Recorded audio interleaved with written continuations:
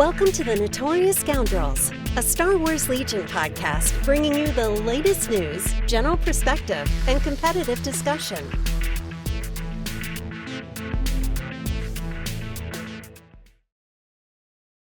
Hello and welcome back to the Notorious Scoundrels podcast. I'm Kyle. I'm here with a full house. This is the most people we've had on the cast in like a year, probably. Yeah, I mean, I think the last time we had this many people on the cast, it was probably me, you, David, Jay, Alex, and Luke. Yep. Yeah. So Tim and Lucas, you guys got some shoes to fill. Oh boy. Yep. Yeah, those are some A-listers on there. You know, we're just C-list Legion celebrities. Well, we have a lot to talk about today. So much, in fact, that we're going to split this into two episodes. So you're getting not one, but two RRG related episodes from us. So today we're going to talk about two of the factions. We're going to talk about the Galactic Republic and the Galactic Empire, the two galactics. And then, because those are probably the two that got the most changes in the RNG. And then next week, we're going to talk about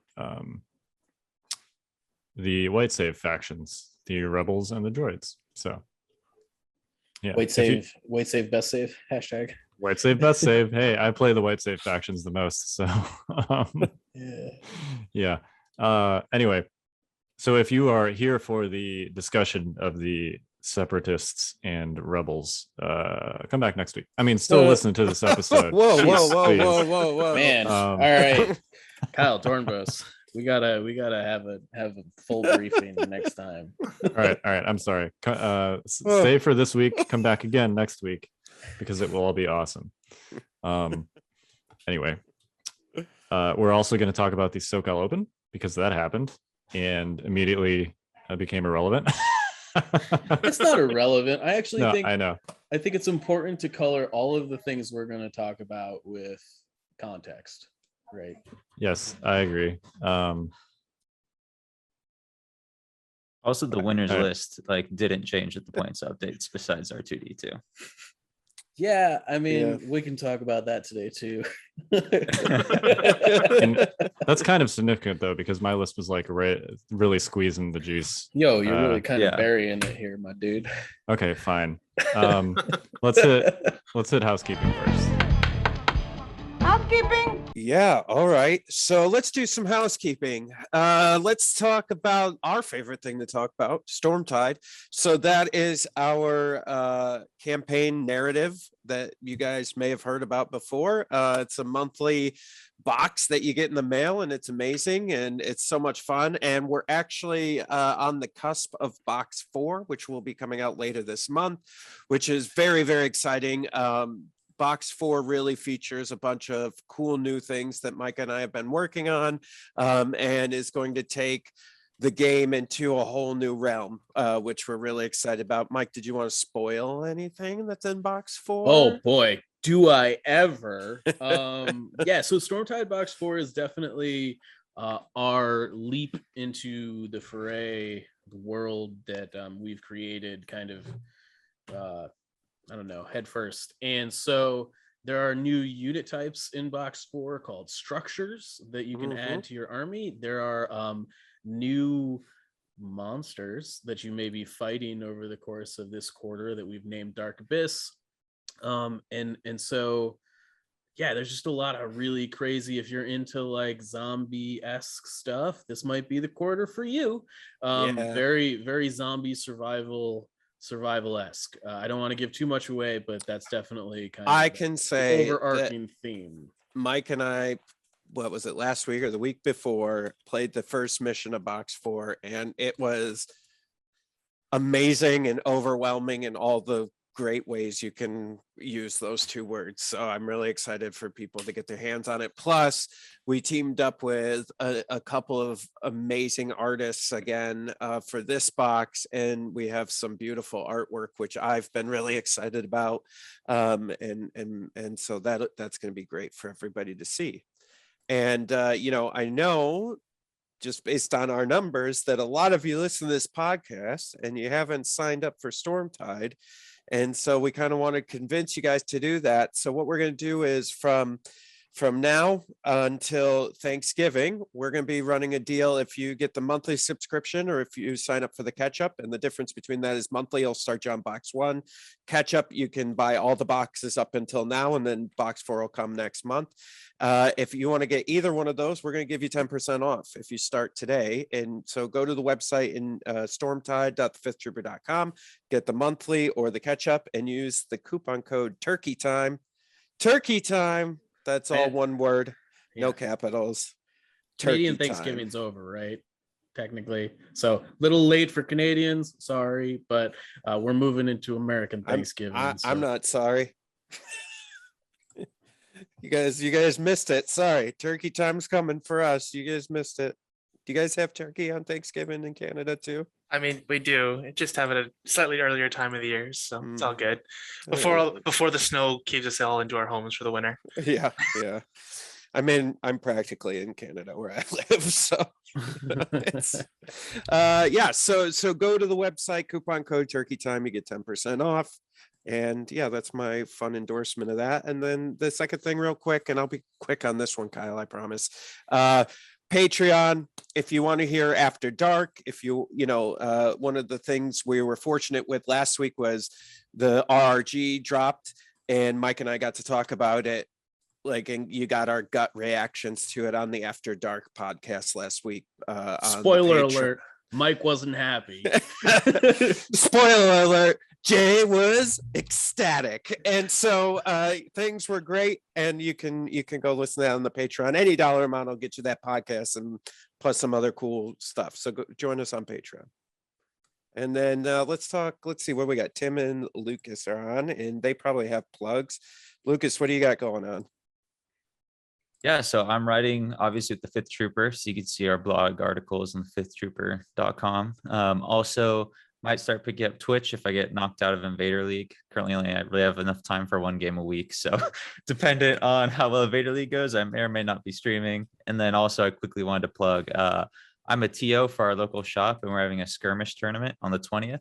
And so if you're in the SoCal area, it's called Kyber Combat. I posted about it on the SoCal Legion page, the Orange County and San Diego Legion pages. So if you're around, we'd love to have you there. It's free. We just want to play with the new points, and the only rule is you have to bring a Force user or a lightsaber for skirmish. So we want to see some lightsabers out there. But nice. Yeah, if you're in the area, we'd love to see you out there. It's a fun time. Cool. All right, Tim. Well, I also write for the blog, and I also am on Twitch, dependent on how I'll do Invader. I've done one game so far this IL, and I've won one game. So if I get out of the next round, then we scream me more. But Timbo 8700 on Twitch. Yeah, I thought you did a great job. You did Mike's game. I watched that, so you did a good job, man. Wow, the ringing endorsement! Hooray! Yo, that was a rough game. I don't know. Oh man. And the video should be available on Twitch for probably another week yet. So if you're wanted to see Mike barely pull out a win. Hey man, I was confident. It's some good point, thing you were, because no one else was. At some point, I would like to have a conversation on the cast about that game, because I actually think it's fairly interesting. But I was confident. I may not have looked it. Had him right where you wanted him. I think I described it. I don't know if people have watched like music people on Twitch, but they do these things called live learns, where they like learn the song live, and that's basically kind of how that was going. It was like a live learn for my Invader League list, and I figured it out on round 4. Well, all right. Well, that's where you can find everybody. And thanks, Kyle, for giving me the time for housekeeping this week. Of course, Jay. All right, let's hit the news. Welcome to In the News. So we got a ginormous update to the points and some errata, which we're going to hit in just a little bit. We also got some release dates for the quote-unquote Kashyyyk wave units, except for Yoda and the Wookiees. we got the Kashyyyk wave without the things from Kashyyyk, but yeah, literally without the Wookiees. For our international listeners, that's US only. You guys already got all your cool stuff. Yeah. So Whatever. There's good news and bad news here. The good news is that it appears that these dates are like actual dates. I mean, as far as AMG knows, anyway, the Fluttercraft and the Super Tactical Droid were announced for November 26th, and then the ISP, the Persuader, the Dwarf Spider Droid, and the Magna Guard were announced for December 3rd. So now I would never ever engage in speculation, but this has got to mean that Yoda and Wookiees are just at the bottom of the sea, right? Well, it's a little bit disconcerting because that was the release that was supposed to happen like first of all of this stuff. Yeah. So, I mean, we don't know what their supply chain looks like. It's possible that I mean, we could guess it's pretty bad. I think they're just mad at me because they have held the only things I've ever pre-ordered. There you go. That's actually like the only thing on this list that I had not pre-ordered. Yeah. Although I might after this Invader season, so we'll see. Yeah, I don't know. It's kind of weird. It's possible that like clearly Yoda and Wookiees made it to other countries. It's possible that they I'm sure they have a lot of orders to fill in the US. It's possible that they're just waiting until they get enough stock to release it so that they're not dealing with, you know, a fake release date where they technically release it but nobody can buy it. You know, I don't know. Based on the past, it could be something as simple as they came in the wrong boxes. Because that had happened before. And so, you know, we could all be assuming it's ocean and delivery problems when it could be a completely different problem. So who knows? If they package Yoda and Wookiees on the wrong basis, they have much bigger problems. Well, there's two separate things that happened in the past. The first was the dewback thing where they put the wrong bases in the dewbacks. The old debacle. We did t-shirts on that. Yeah. And people actually got them and then they opened them up and there were these like enormous ATST size bases. Yeah, and I had like, 3. So they ended up basically sending people the correct bases, but then they also went and they had to repackage a bunch of unsold dewbacks. Yep. So that was one thing. And then the second thing was, I guess, like after they signed that contract with some new card company, they still had the old card images on the boxes. And they were contractually obligated to have the new card images on the boxes because that was the whole point of signing a contract with a new card sleeve company. So yeah, that was a whole nother thing. Yeah, that was the whole phase 2 and arcs, I believe, were the delays for, if I remember correctly. Yeah, I don't remember which units it was, but it was a thing. So yeah, it could be something like that. I don't know. It's kind of pointless to speculate. The good news is it's fun. That's the point. Yes, I know. Yeah. This is a podcast. We're pundits. It's what we do. But yeah, the good news is that we have dates for those other things when before we didn't have any real dates. So we did it. A little more time before Burst hits the US. Yeah. I mean, I know there's a few copies of Burst because I sent a few down for various people in the States. So unreal, Tim. Unreal. So you're saying you have extras, or you've already given away all your extras? I have basically bought out our local store and sent out a bunch of stuff. So okay. I'll have to go buy out another store if anyone wants any more. Oh yeah, we'll be talking. Mike and I. You heard it here first. Don't put your pre-orders in a miniature market. Put them in with Tim. There you go. All right. Mike, you want to talk about Ben's video real quick? Yeah, so I wanted to give a shout out to Mbueha or Ben. He's Mbueha on the Discord. Ben, I'm gonna butcher his last name. I think it's like Van Doge or something. Van Dodge. Something to that effect. He put it out he's part of Team Relentless, I should add. Great bunch of guys. He put out a video on their YouTube channel about the Invader League round robin data. And if you watch this podcast for competitive reasons, this is a great video to watch, I think, just to get a feel of what the meta was before the points changes. And I think there's still some takeaways and things to learn from it. I think particularly that kind of color the points changes we're going to talk about. I don't think we need to like dig too deep into this. The video speaks mostly for itself, but it's fantastic. It's great. I hope everybody that is involved in competitive Legion or works on Legion or whatever should watch that video because it's real good. So It's phenomenal. Yeah, I've seen it too. So 100% glowing review. And we may reference bits of information from it as we're talking about the points changes to the extent that they're may. relevant. So we may.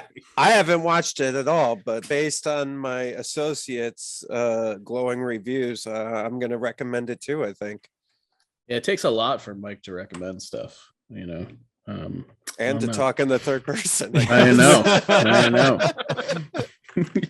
What can I say? Here we are. all right. Well, shall we move on to main topic number 1? All right. I mean, I don't care about this one, but yeah, sure. Thanks, Jay. You're Thanks for welcome. that. But what's new? The sky's blue, water's wet. Kyle won another tournament. I don't know what you guys want. All right, so I guess we're jumping right in there. So SoCal was, I guess, what, 2 weekends ago, right? Yes. Yep. Pretty competitive field. The top 4 and most of the top 8 were all names I've recognized on various levels. So I remember looking at the top 8 and thinking, oh yeah, that sounds about right. And so definitely looked like a competitive tournament in that regard. And clearly our boy Orchimedes took down the tournament here. And do you want to tell us what you were playing, Kyle? Because it was a little bit not your speed. It was speed, which is not my speed. Yes. Very different than what I normally play. I'm sort of known for playing defensive control-ish force user lists for the most part. No. Yeah. So going into this, I'm basically thinking to myself, red player's about to get buffed. I think that it's possible now to make a red player list that is good. Let's test this theory out. And it's worth highlighting that this tournament was before the RRG dropped, so none of the buffs to red player were in effect for this tournament. So I'm like, I'm gonna just make an 800 point list and YOLO it. That's you only live once, right? Yes. Okay. Yes. Thank you. Unreal. Some of us, Kyle, making don't sure. live at all, I guess. He at least lived for this weekend. Yeah. Yes. So it was two T-47s with just the harpoons because I literally could not even afford a wedge. It was 3 Wookiees fully loaded. So the tenacity, offensive push, recon intel, and the bowcaster. Mm. And then everything else in the list was naked, which was R2, rebel officer, because I had to take a commander and I couldn't afford Shriv. 2 rebel troopers and a fleet trooper. 10 activations. So 800 points exactly. Somehow it fit. Yeah, I mean, very much not my style. It's unusual for me to have games that are not close, because when I play my sort of standard force user style, I usually play it such that I only win by as much as necessary. It's a much more like defensive, play the objectives kind of list, whereas this list that I ran for SoCal was just I don't care what the deployments are. I don't care what the objectives are. I don't care what any of the other cards are. I'm just going to shove this list in your face and have fun. So that's what I did. Have fun. Yeah, I had fun.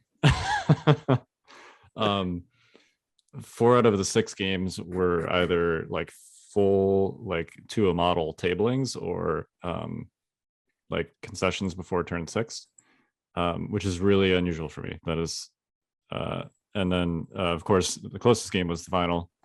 Snyder was a great opponent. That game really went down to the wire. He was running Mull triple staps. And it was bombing run. And it was uncharacteristically fun for bombing run because we both had speeders. So we both had a shot at actually scoring bombs. This is not a bombing run section, but it's definitely the most fun game of bombing run I've ever played. There was a situation early where he kind of like zoomed in to drop a bomb, and then I used the standby to like physically block his last move so that he couldn't get it into scoring range. So instead of leaving his stap hanging out to dry on the following turn, he just decided to detonate the bomb. And so I thought that was really interesting. Mike and I were talking about that, and can you explain why that worked the way it did? Yes. So speeders cannot displace units except on their compulsory move. And if you want to drop a bomb with a speeder, you cannot leave the compulsory move until the last move, because once you have done your compulsory move, that's it, your turn's over. So you don't have a free action after your compulsory move to drop a bomb. So if you want to drop a bomb with a speeder, you have to start the activation with your compulsory move. So if you're doing like a triple move bomb drop, then that last move by definition has to be a normal move, and you cannot displace units with a speeder on a normal move. So I basically had like a rebel trooper squad. The only spot where he could fit the bomb was on top of this AT, like slanted AT-AT. The rebel trooper squad was next to it with a standby. They activated the standby after the second move. They clambered up and like spread out on top of the AT-AT, so he couldn't fit the stap there. So I gotta ask, because me watching this in the moment, I was like, this could not have been the plan. My plan or his plan? Yeah, your plan. I was watching this and I was like, there's no way this was the plan. No, it was not the plan. So a plan A, had I been thinking to the end of the turn more correctly, was to stand by with more things. I double moved most of my Wookiees. And then as we're getting to the tail end of the turn, I realized that I'm like not able to, basically I had targeted the staps with my airspeeders, but he was good at sort of, I'd like attack a stap with an airspeeder, I'd kill one of the models, and then he'd run away the second model somewhere else, like across the table where I couldn't get it. So my original plan was to make him drop one of those bombs with my airspeeders. But he was good about kind of protecting his last stat model. So at the end of the turn, I realized he had a stap with a bomb in range of my lines, and I only had like one or two activations left. And I'm like, oh crap, I'm out of chances to take standbys here. I do not play bombing run a lot because it's typically not in the decks. I had my head in my hands for like 30 minutes. So yeah, the whole like clamber standby thing was basically just covering up a entire turn long mistake. Okay. Just wanted to check, because if it wasn't a mistake, it was, your foresight was incredible. Like, no, it was 100%. Okay. Yeah. Because I just wanted to see if it was, this guy's a genius. Yeah, I was like, oh man, he's just screwed. Like he's gonna take a bomb and then you moved, and I was like, okay, maybe that works. Yeah, it ended up sort of working. The standby clamber thing was definitely a like, how can I salvage this situation, and not a plan A. But essentially he decided to detonate the bomb and blow some of my stuff up instead of scoring with it, which meant that if I could score all three bombs, it didn't matter if I had one model left at the end of the game. I would basically just win automatically. That's more or less what happened. I managed to score the two bombs that my T-47s had because they were on T-47s. And then the close moment at the end of the game was I had one of my bombs on a Wookiee squad, and the Wookiees were basically like charging across the table to try and get to his zone, and he intercepted them with Maul. Yeah, they duked it out. The Wookiees won the duke out by a priority roll, and then moved and dropped the bomb, and that was it. So cool. That's great, Kyle, and congratulations. I want to say though, the most interesting thing to me from that was that Lupo, he had a Highlander list, which I thought was great. He had I don't think he repeated anything in that list, which is something I really enjoyed. So yeah, and his list was scary. It was definitely a list that was designed to kind of maximize the value of Pierce and Critical on Cassian and K2. But also lists that had some good, just general beefy, damagey pieces like the Wookiees and the T-47. But at the end of the day, it was kind of like he was sending highly accurate Pierce shots into my Wookiees, and then I had 3 times as many Wookiees and 2 T-47s. There were some crazy rolls in that game. I had a Fleet Trooper shoot his T-47 and roll 5 crits. And then he had K2 do the same thing to one of my T-47s, although he had like 4 aims because of unorthodox tactician. So you could say he earned his 5 crits there, I guess, if that's the thing. But yeah, that was also a crazy game. But at the end of the day, he just couldn't like chew through the Wookiees. And I managed to get some rear armor shots on his bus with Rebel Troopers. I think Rebel Troopers did like 6 wounds to his bus in that game, naked Rebel Troopers. Yeah. Just for everybody at home, the only thing that Lupo repeated in his entire list was comms relay or recon intel. I'm sorry, recon intel. It was the only thing in his entire list that he had more than one of. So Highlander for the win. I love it. That was great. Yeah, because even his core was he had a Rebel Trooper, he had Rebel Vets, and then he had an MK2. Yeah, and he had 1 strike team, 1 Wookiee warrior. Yep. Yeah, so props to you, Mr. Lupo. So yeah, I guess my big takeaway is like red player lists were good 2 weeks ago, and they're better now. Hey, Lucas. Were you at this? Were you at the SoCal Open? I was like, no one's saying my name. I might get through this on Competitive Empire. How did you do, pal? I was also at SoCal Open. But we just talked up the top 8, and my name is not on that list. I didn't see Empire anywhere on there, guy.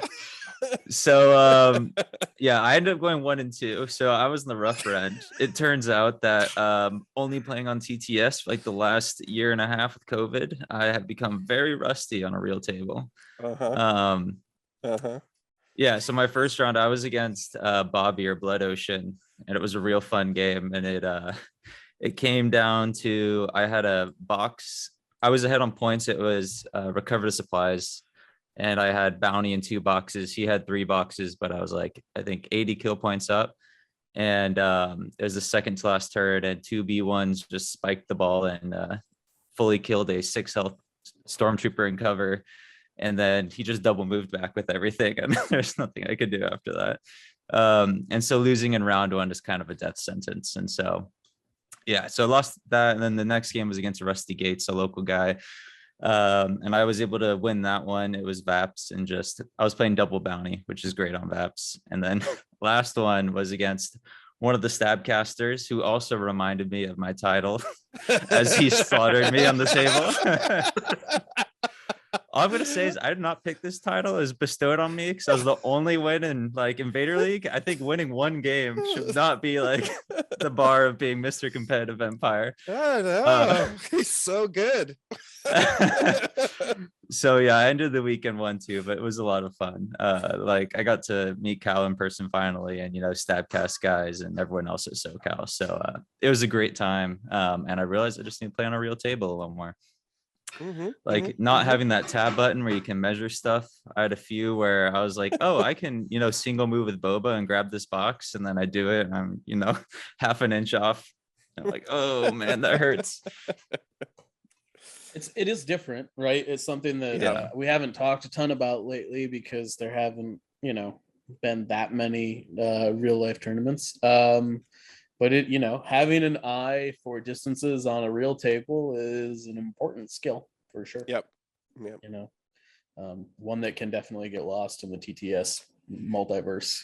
Yeah, definitely. And I think the other thing too, just real quick, and then we can hop into the other stuff. I know we're gonna go long, but like the other thing I find, TTS, for those of you who maybe have only played on TTS and haven't played in real life, like the other thing is TTS is very precise about line of sight and what's going through, and and I find that in Kyle, you play at a much higher level competitive than I do, but like I find that people are a little bit more okay. Like it's not as like chippy as it can get on TTS because of everything that we can see, and some things are just kind of like, yeah, man, you got line of sight. It looks good to me, you know.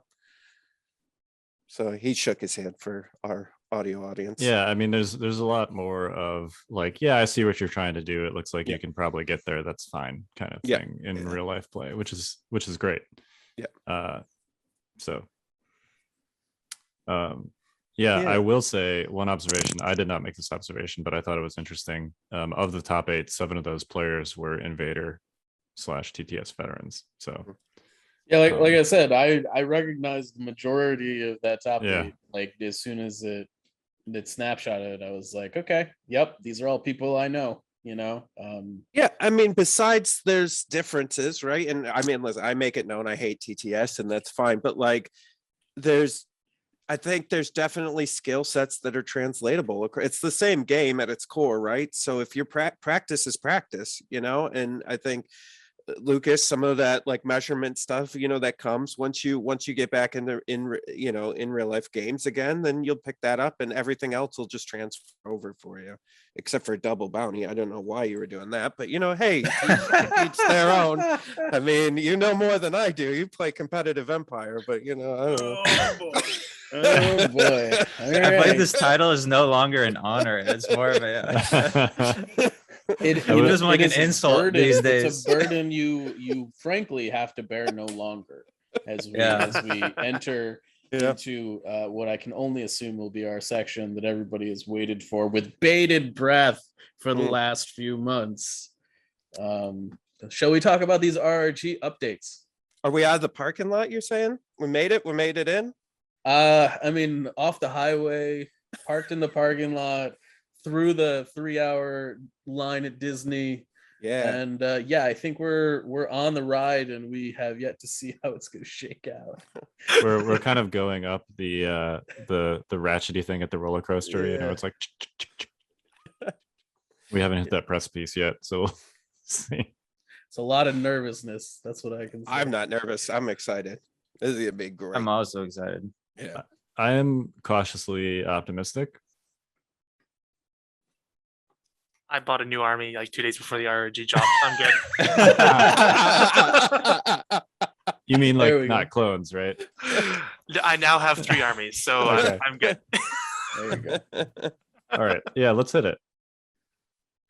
I don't know that we need to talk about the like red / blue player changes. We kind of hit those. They previewed those a few weeks ago, and we already talked about them, and there's nothing new there. It's the 4-card flip and then red pick stable edge. Yep. Yeah. I think the only thing that's relevant there is, red players seem to be pretty good in SoCal before the changes. Red probably is even better now. So I think you might bid for red now. Like if you look across the table and it's a somewhat similar list, you might pick red. I could see that. Yeah, I could see that, but I don't see bidding like spending points on red. I think it's more just going to be like you just start making lists that basically don't care.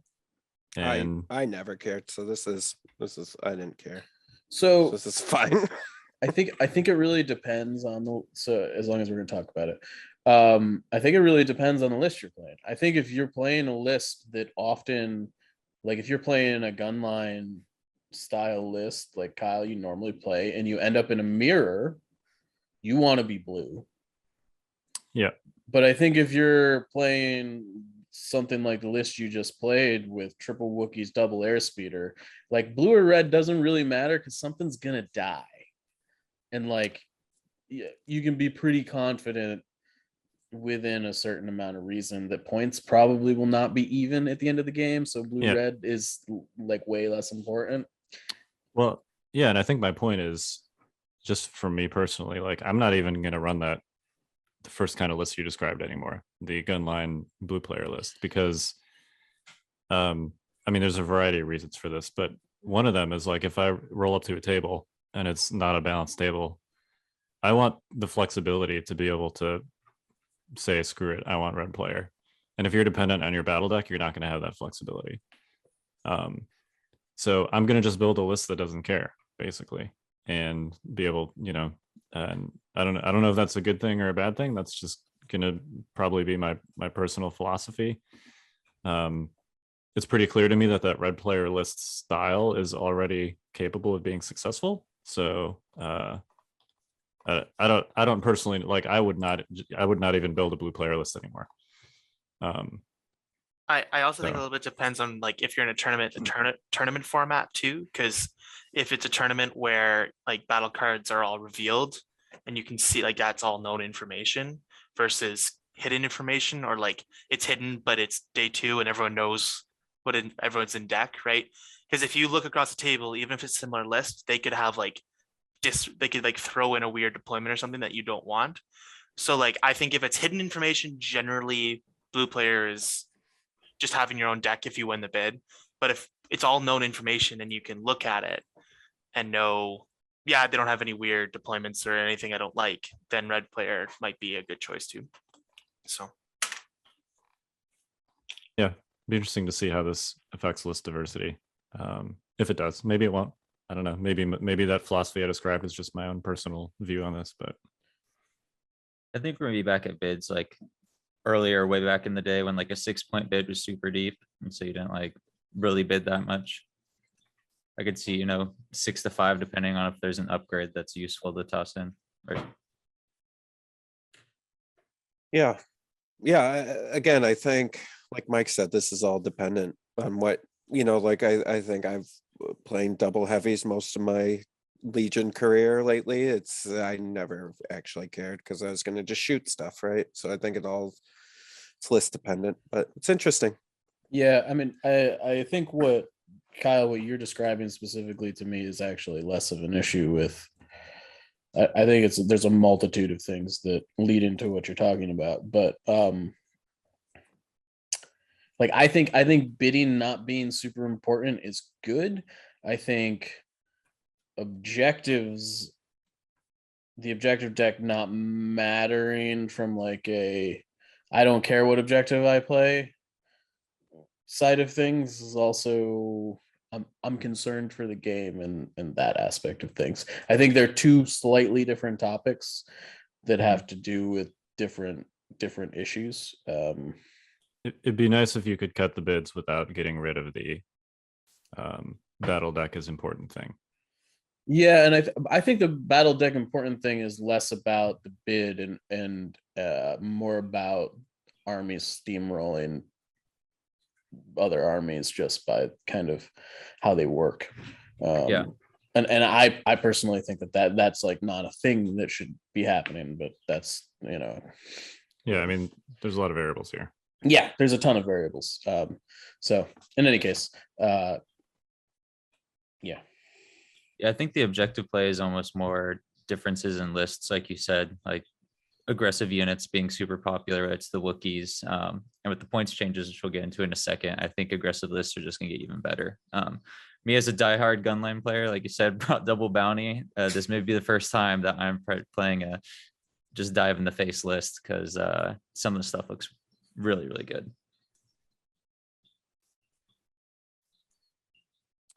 All right, the other sort of like overarching change that's relevant is the changes to low profile. Essentially, the wording has been changed to not improve your cover by 1, but if you have cover, cancel a hit. Which it literally took Mike 3 times to explain to me why that mattered. Yeah, so why don't I'll explain it right here, right? So fundamentally, in the cases where this turned light cover into heavy cover, it still does the same thing most of the time. So it doesn't really work that differently than it used to. The main difference is that it turns heavy cover into like heavy cover plus or heavy cover plus armor 1, however you kind of want to look at it. You get basically cover 3 if you innately have heavy cover, which is just a straight bonus. So for my Empire brothers, you have your little scouty trooper and you have your sniper around the corner and you're hiding your other guy. He has heavy cover plus low profile. So now effectively they've got to get 3-4 hits through or crits, right? So before they can get to you, which is really nice for them. Yeah, the sniper war, GCW snipers just got a lot better in that in particular. They got better for a couple of reasons. Yeah. What the other one we'll get to later. Get But to next week. Oh no, that's this week. We're at the Yeah, 6th. yeah. Never mind. Yeah. We'll get to it this week. I'm actually a little nervous for this change. I think of the generic changes that we've talked about so far, this one probably is the highest like game breaking impact to me. I think from like there's some weird things that can happen here. Snipers are basically immune to Civil War snipers are basically immune to other snipers at this point. There's also some weird stuff that kind of happens here with like putting like a full like scout trooper unit and like a Gav tank now has cover 3. Like there's some, I don't know if that's gonna be good, but like I think it's gonna be great. I'm sure you do. but there's like some interesting things that come up that make units that had low profile before, I think, a little bit more interesting. Also, the card and the supply drop deck that gives you low profile is a lot better now. Yeah, that thing was like a flip and send it back no matter what before. And so now it's actually a decision, right? It's pretty darn good. Yeah, it's low profile is now good where it used to be whatever on units, and it'll get a little bit weird on strike teams, I think is the. Yeah, if it wasn't on strike teams, I think it'd be great. I'm a little nervous about on strike teams. But who knows, maybe right now, right? There's not many red saves going around that aren't immune pierce. So I don't know how great strike teams will be in general. Yeah, just turn and shoot him with a tank. It's fine. Yeah, I mean, strike teams, at least the Civil War strike teams, were kind of fading in popularity for a variety of reasons. The other special forces options were getting better. There was less jokes on them. Yeah. Well, I mean, it just like I think it's good because it opens so many possibilities. Like, I mean, just to give some examples, like some of the things you could do is like strike teams, like let's say you do need to move out of that like peekaboo strategy that you normally have with your snipers. Now, if I get behind like a heavy unit and then I have low profile, you know what I mean? Like, it's just really like doing a lot for you, especially like the Gav tank. Like, you don't even have to be in it. You just have to be behind it. And now you've got, you know what I mean? There's just a lot more options of moving them up into the fray, where before you kind of use them to stay in the back of the field, hold down back stuff. And now maybe you can move them up a little bit more, just more options, I think, which is great. Yeah. And I actually think that we can move on in a minute. But like the SAB strike teams, I actually think get a lot better with this change. And particularly, you know, E-Stims is also coming back down. You know, we already talked about Lupo once today. I'm sure Lupo's looking at this and he's got some thoughts. But you know, cover 3 for your SAB strike teams is also kind of a big deal. Yeah. Yep. Cheaper SABs, cheaper stims, cover 3. Yeah, we could be seeing some SABs again. Interestingly, the Empire SABs did not get cut in cost, just the Rebel ones. Huh. Which is something that I noticed as I was going through and doing that article. I don't know, just thought it was interesting. Anyway, should we hit one of the two factions we're gonna hit today? Let's do it. Do we want Salt or Glorious Celebration? I think start with Salt, finish with Glorious Celebration. Yeah, I agree. Okay. Let's start with the Salt. Okay. I have no salt in my bones today. I am all sunshine and roses. So go ahead. The salt throne has been passed on. Yeah, that's correct. Yep. Long live the Salt throne. What's the? I'm messing Salt up for the quote. Salt throne. Yeah. I was gonna do the Last Jedi. Salt the throne king- is the king- dead. Long live yeah. the Salt throne. There you go. That's it. Thank you, Jay. Thank you for rescuing me. You're welcome. All right. The new king of the Salt throne. Clones. Whoa. Wah, wah, wah. So let's talk about what the changes are. And I say clones and not Republic because there is some Republic stuff that isn't clones. That Yeah, got a actually, but can we preface this with there's a lot of people out there right now that are like naysaying the faction. I actually think the faction's in a pretty good spot. Yeah. The Republic is fine. Clones are a lot worse than they were. Yeah. So that's why we're leading this with clones, and we're very specific to say clones and not Galactic Republic. Yeah. So changes to units with the clone trooper keyword. You can only share one token. We sort of already talked about that on a previous cast, but we can certainly talk about it in the context of all this other stuff. Take that clankers requires an aim action. And also, and I missed this change the first time I did this article, is only clone troopers. So you cannot use it on Wookiees. So those are both changes from the original card text. And then ARCs lose critical 1 on their DC 15X. So that's the various errata. And then Rex, the clone commander, Echo, and Fives all went up in points. So what is that, 7 things? Did I miss any? Yeah, ish. That's 7. I mean, there's definitely a points bunch of increases, other. yeah. There's a bunch of other things that happened. I think the big one is R2D2 that you missed, also increased in points. Yeah. But I think fundamentally, most of the other things in the Republic faction have gone down. Yeah, the bark speeder went down. Yeah, I don't think we. I think from a high level view, clearly they didn't like people playing Rexstar, and I think a lot of these changes in a vacuum, like not being able to see each other, made a lot of sense. You know, I think the clone trooper nerf was warranted. I think the DC 15X losing critical, fine. You know, take that clankers was pretty strong and definitely needed to be nerfed. I don't know if it needed to be this far, but this is where we're at. And Fives and Echo, the Fives and Echo thing we can circle around to because I got a bone to pick there. Just one? 2 Fives and Echo. You know, but you know, I think all of those things, if you look at them and you say, oh, they did this one thing, that makes a lot of sense. But I think all together, if you take it all in a pile, you look at it and you basically say, clone balls don't look so great. That was my initial reaction. Okay. I don't stand on that field anymore. I actually think clones are fine, because I don't think they pulled all of the levers they needed to.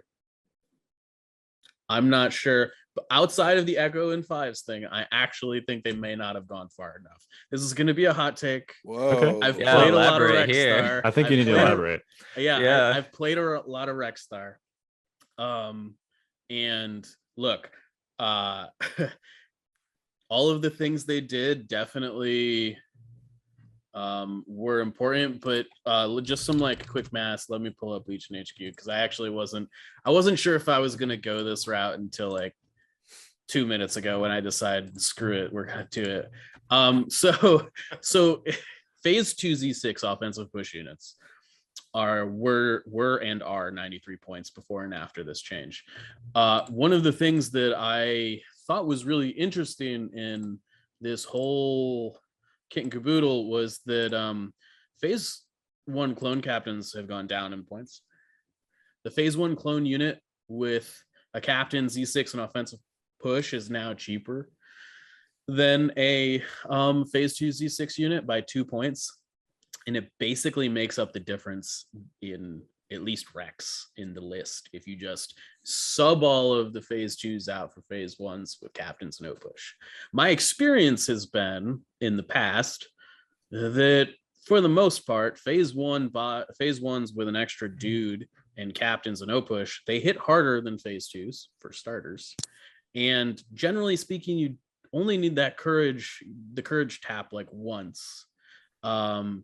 And so I actually think, yes, you're going to be losing surges in these Rexstars, but I think they're probably going to be translating over to phase 1 units with larger amounts of total wounds in them.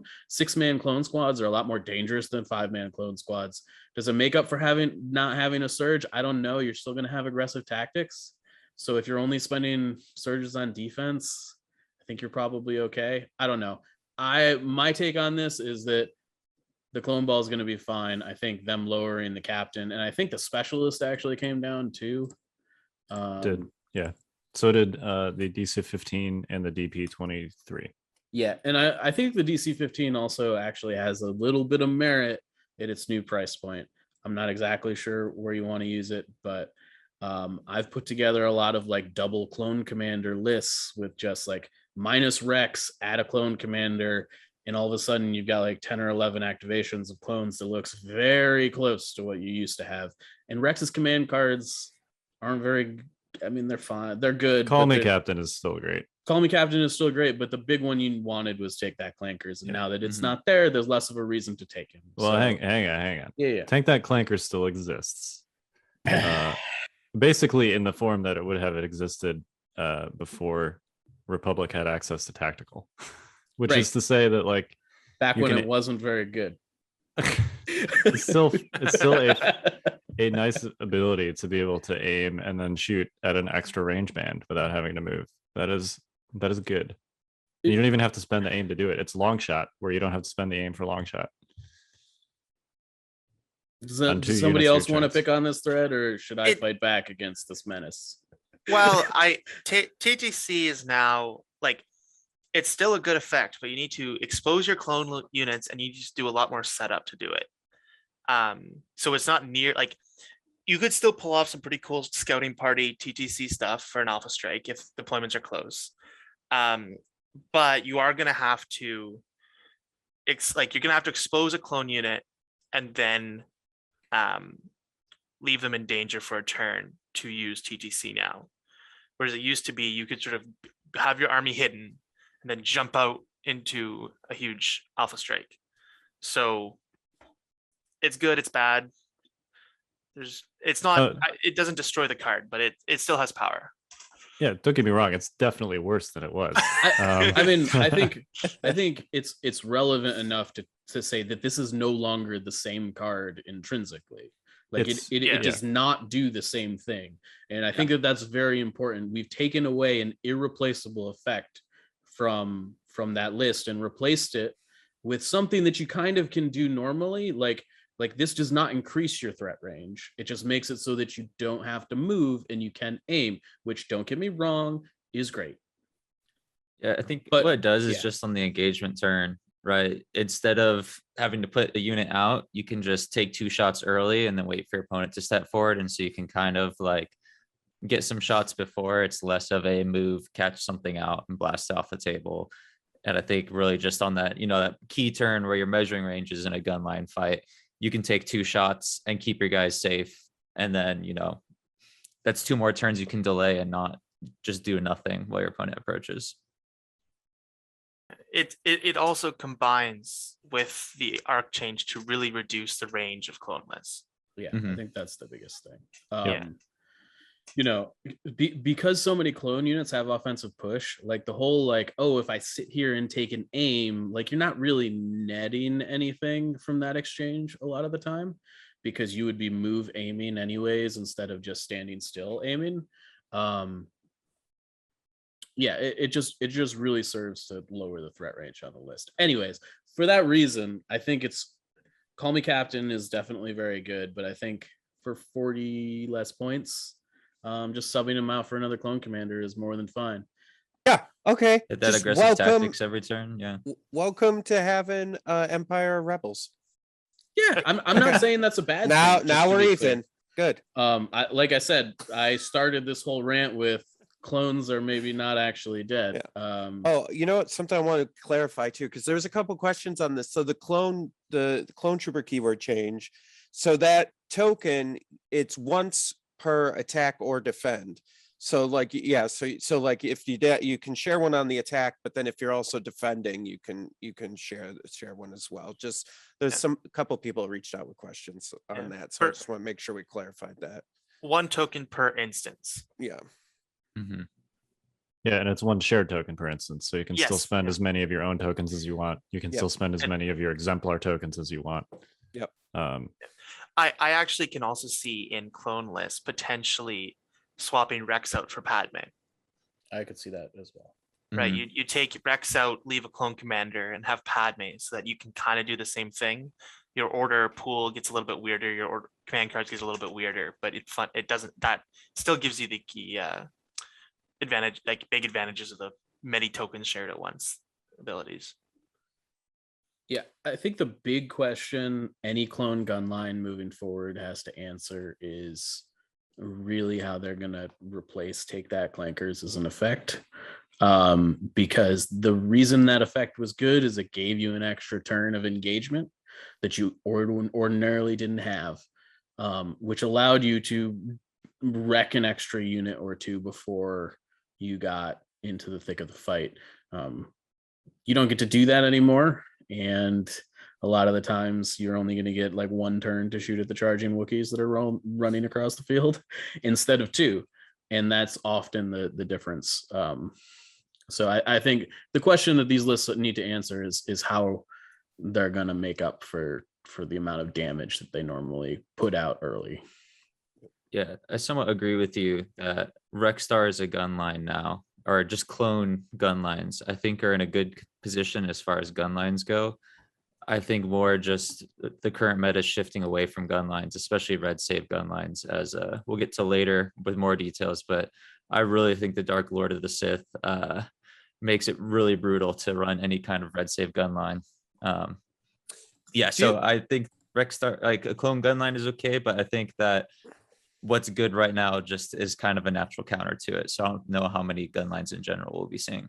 Yeah, so let me ask you this, Tim and Mike, as clone players, do you think that these changes felt extra bad because the meta was already shifting and was already making it hard for you guys, and then on top of this, that just added to that? Tim, I'm going to let you take this because this is a loaded question for me. He knows how I'm going to answer this question. I don't know what you're talking about.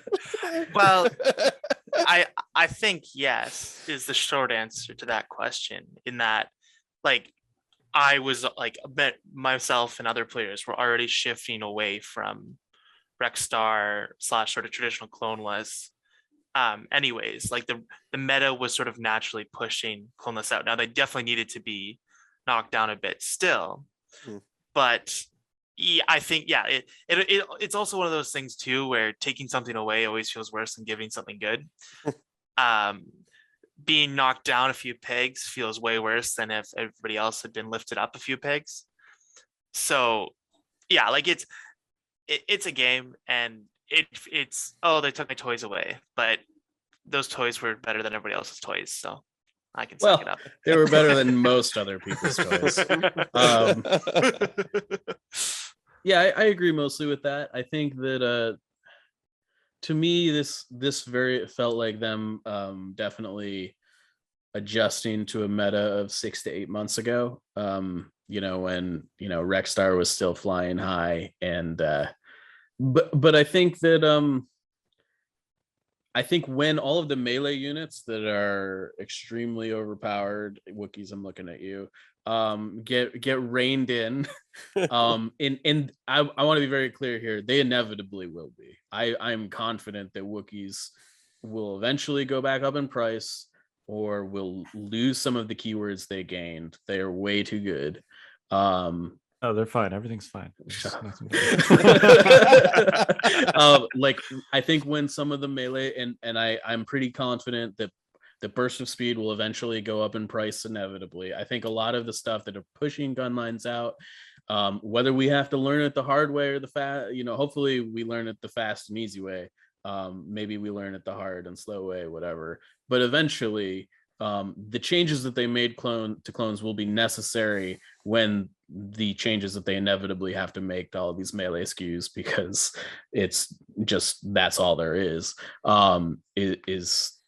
gonna happen. So yeah, I mean, listen, this game is cyclical, right? And this is what happens. We have a gun line, some melee units come and tear it apart, then they get nerfed, then gun lines come back, and then heavies have a little stint in the sun, and then they get eaten up by something else. I think the great thing about this game is that the ability, circle of life. the ability for the change, right? And them having, despite what they said on stream about making perfect changes and never having to make updates, I think that it's good that happens and that it can be adjusted to what's happening out there. Yeah, updates and change are good. I don't know. Some people seem to have a negative stigma. Like the most successful esports and video games are the ones that get regular updates and balance changes. So right, when a game gets as complex as this, I think it's impossible to balance it all at once and know all the different contingencies that will happen. So it's okay that things change. And right, like we said, all right, some of this might be overtuned, some might be a little under. But eventually your thing will have a time in the sun, as we see with Vader. Yeah, well, and it's also like if you own a clone army, it's not like you cannot play the game. Right. And it's not like you were never going to win a game. Your win percentage might go from 60% to the clone win percentage might go from 60 odd percent to 50 which is balanced. But also the only other unfortunate thing about the changes is that we still have the problem of very expensive core options, which limits what other, all the changes did, most of the changes, it doesn't give you a cheap activation anymore, especially with R2 going up. So trying to make lists with cool other things, it's very hard to squeeze enough activations in to make it competitive.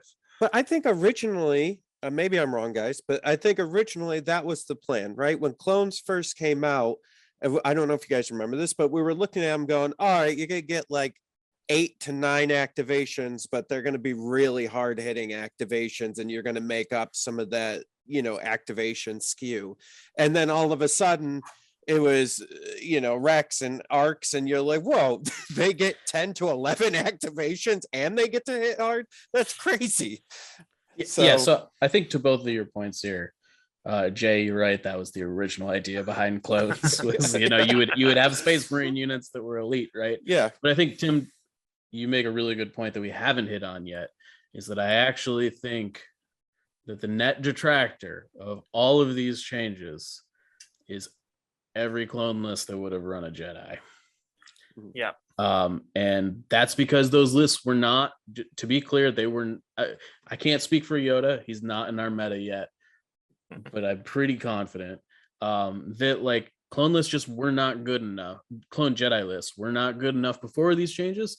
They have gotten a lot worse after these changes, because all of the things that were in Rexstar that got nerfed were also in those lists. And nothing really has gotten better for them in that instance.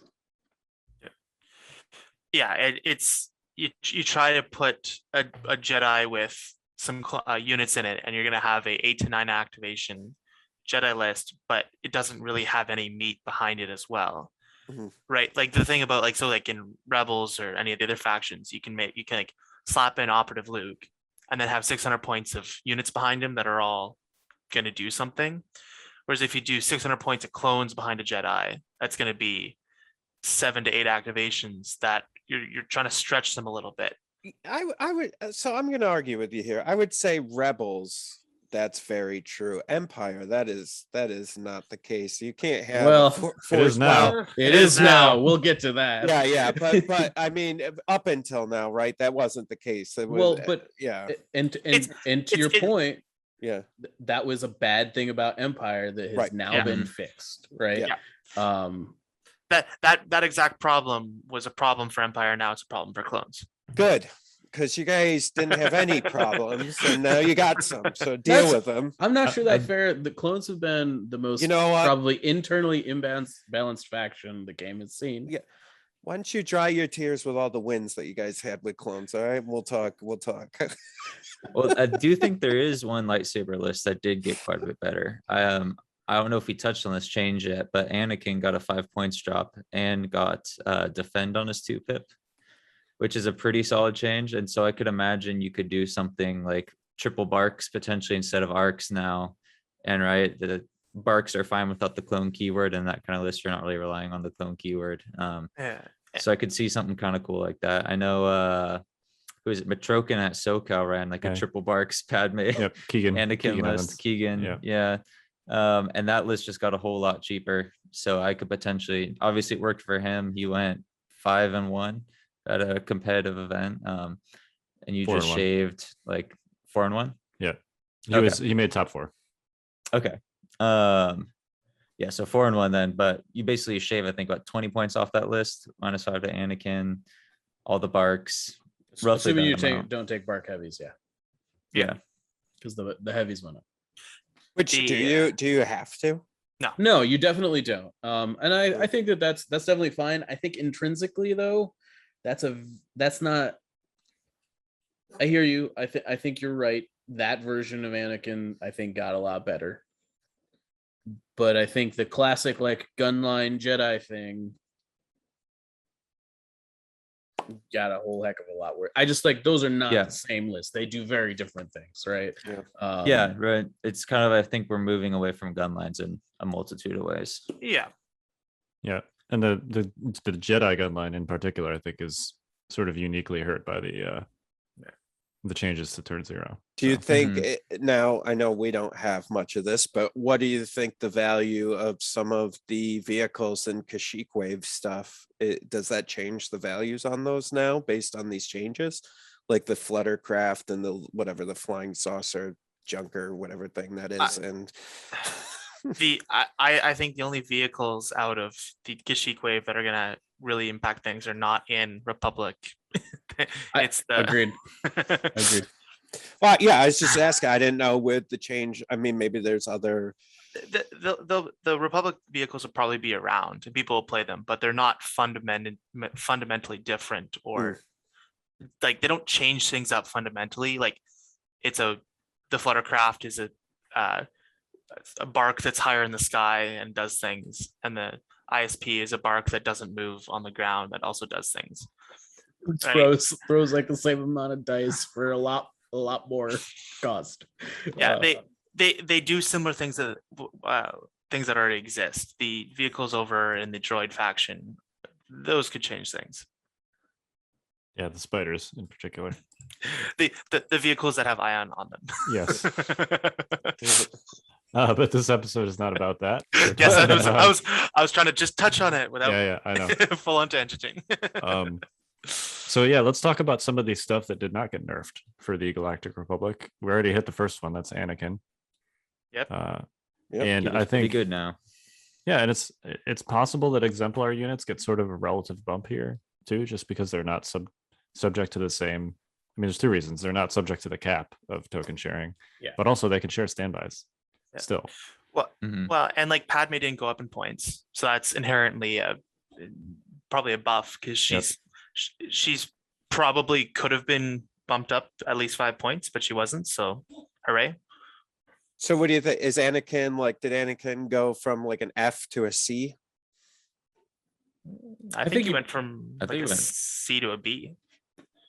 I think he's probably one of the best Force users right now. I haven't seen Yoda yet, really. But between Obi-Wan and Anakin, right, for 155 points, you get a free dodge from every order. Right, an exemplar too, right? You can have 3 dodges a turn if you have defensive stance just by having an order and sitting there. That's, I think, pretty significant. Because the timing, right, of what's it called, defend, is perfect for what you want to dodge. I heard some people comparing it to Force Reflexes, but I don't think it's anything like Force Reflexes. it's way 'cause- better. Way better than Yeah. that. Yeah. Right, you get at the beginning of your turn when you get your order, so Anakin can sit there unactivated and have his dodge safely, whereas reflexes can't do that. So right, reflexes is a 5-point upgrade that requires Master of the Force, so that's like a relative like 10-point plus ability tacked on.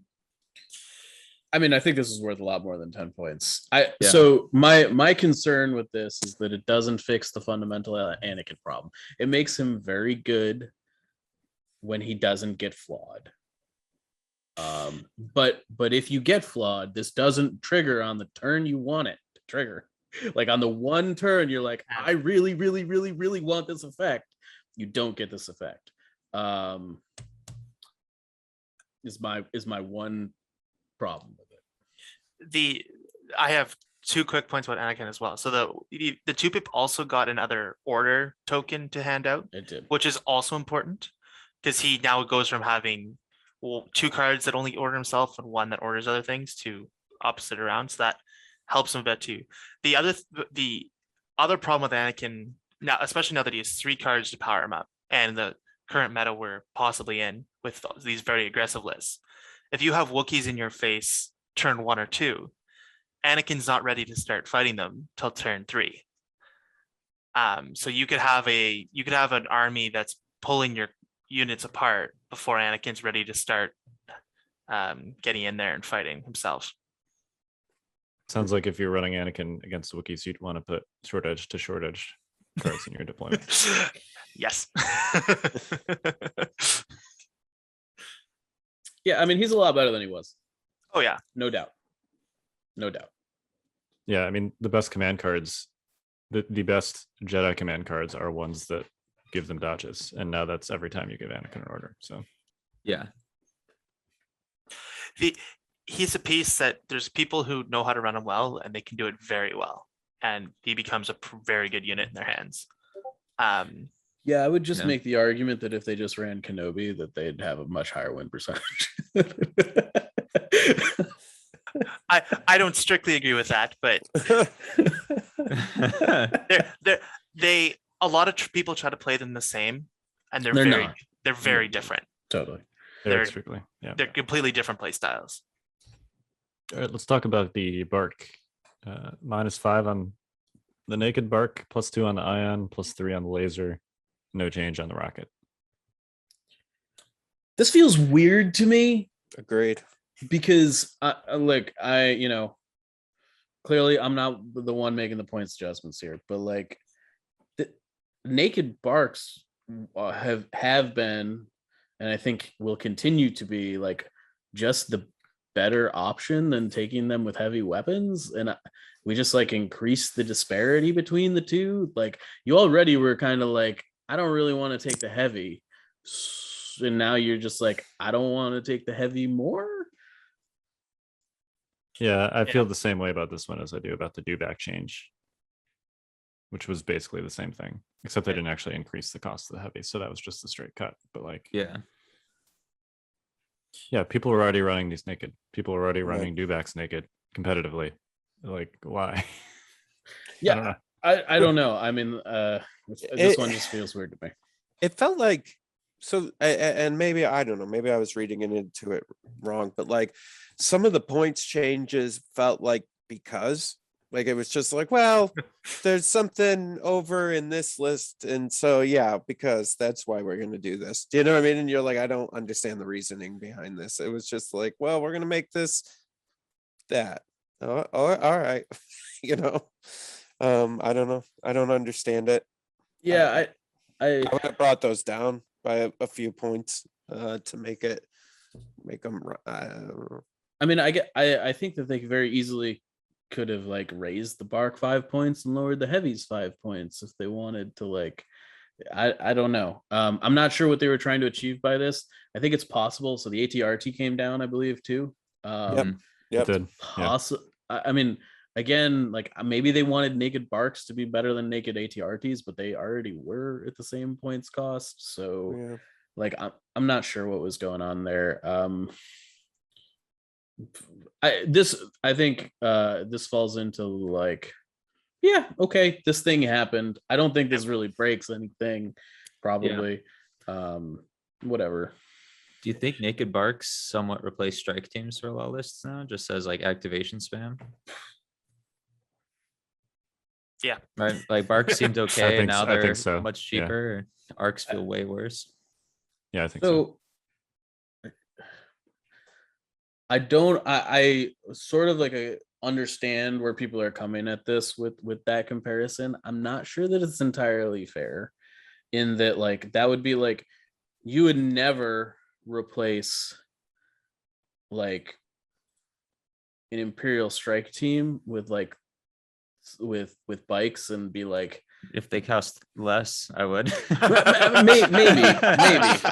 You know, I just like, but intrinsically, the lists that are trying to pad their activations like that, or at least the lists that attempt to do that in clones, are not like trying to spike you with like high profile attacks at the end of a turn. Generally, they're trying to preserve their activations over the course of the game, and I don't think Barks really allow you to do that. I think part of it is arcs are too expensive to just be activation padding. That's very possible. Yeah, like if you're gonna take a 55 or 58 point unit, it needs to do something, and I think a lot of people are making the decision that Barks will do more than arcs at this point. You didn't want a 69 point strike team because that's a thing now too. Well, it's worth like 55 points for 5 red saves that have permanent cover 1. Like that's a solid amount of wounds. So even though it's activation padding, it might be less spiky, but I think it's adds a lot of health to your list for a cheap cost. It totally does. I've definitely played it before. It's good. Yeah, it's just like those. They're fundamentally very different. Yes. Yeah, they care. They're much more timing intensive. The one thing they do though is, and I'm gonna go back to SoCal here briefly, is they let you play more objectives. And one thing that was interesting about SoCal is I was not the only person that decided to YOLO and bring a red player list. There were several, basically like essentially no bid lists in the top 8. And the common theme with every single one of them is they all had speeders in them of some kind, whether it was Barks or Staps or T-47s or, like an AA5 with Reckless Driver. So Barks can sort of give you that flexibility to say, well, maybe I don't care as much about what objectives are in my hand because I can actually play Breakthrough and Bombing Run because I have Barks. So yeah, I also think in that vein, clones are going to have a hard time sharing a ton of surges now, and the Bark is a great fire support platform at 55 points. Yep. Yep. Because it surges to hit, just to be clear. Yeah, and we mentioned too earlier the DC-15 went down. That's sort of like a stealth selling point too for the DC-15, is since it has critical. You don't need to be spending a surge on offense to convert that. So it's still really expensive. I looked at it. I looked at it and I was like, this came down. 1 point. Yeah, 1 point feels like a why bother kind Yeah. of like a okay, I guess you can have this, The you mentioned fire sporting too. Like if you want a fairly activation neutral thing for the same points as arcs, you could also bring ATRT because naked ones are 60 points now. And they function pretty similarly because they can just stand in your lines and throw a few shots out and they still have critical, so they could actually hunt opposing strike teams. And then also flamethrowers also went down, so a Republic ATRT with a flamethrower with Scout 1 is now only 75 points, so there could be a thing there. I actually think there's something to be said for that. Just naked. I mean, you hit this in our skirmish episode, but then rocket launcher and the naked ATRT. It's critical 1 and impact 1, so it's a relatively cheap source of impact. Yeah, like a lot of clone lists, especially now because the arcs lost critical 1 and you can't aim everything into crits. Having that little bit of anti-armor ability could be like, instead of bringing a phase 1 with a rocket launcher, if you bring 2 naked or ATRTs, then you have a little bit of critical, a little bit of impact, just sort of some units that people aren't probably going to shoot because they're not that threatening. And then if you want to fire sport into them, they're surge to hit. So yeah, until you play against those spider droids, and your ATRTs will be locked in place for the entirety of the game. Yep. Yeah, flamethrower ATRTs, regardless of whether they're Rebel or Republic, not going to have a good time against those spider droids. Nope. Yeah, it's like the one list that you are really hyped to have the flamers droids, but not with them spider droids. Yep, hard nope on that one. All right, you guys got any other Republic thoughts? Yeah, I do. I want to talk about Fives and Echo. Okay, go nuts. Because I think this is bull. So first of all, I'd like to talk about Echo first, because like there are definitely some people in the community who have used Echo as like a pet unit. Like, you know, they're like, I'm taking Echo, woohoo! But like nobody takes Echo. He didn't need to go up in points. What were you thinking? Okay, that's out of my system. I think you could argue that Echo is bad. Yeah, I mean that's like I wasn't actively gonna bad. fundamentally say that, but like I don't understand why he's going up in points. Yeah. He was already way too expensive. Maybe not way too expensive, but he was definitely expensive enough that like you shouldn't be taking him in the normal list. Okay, great.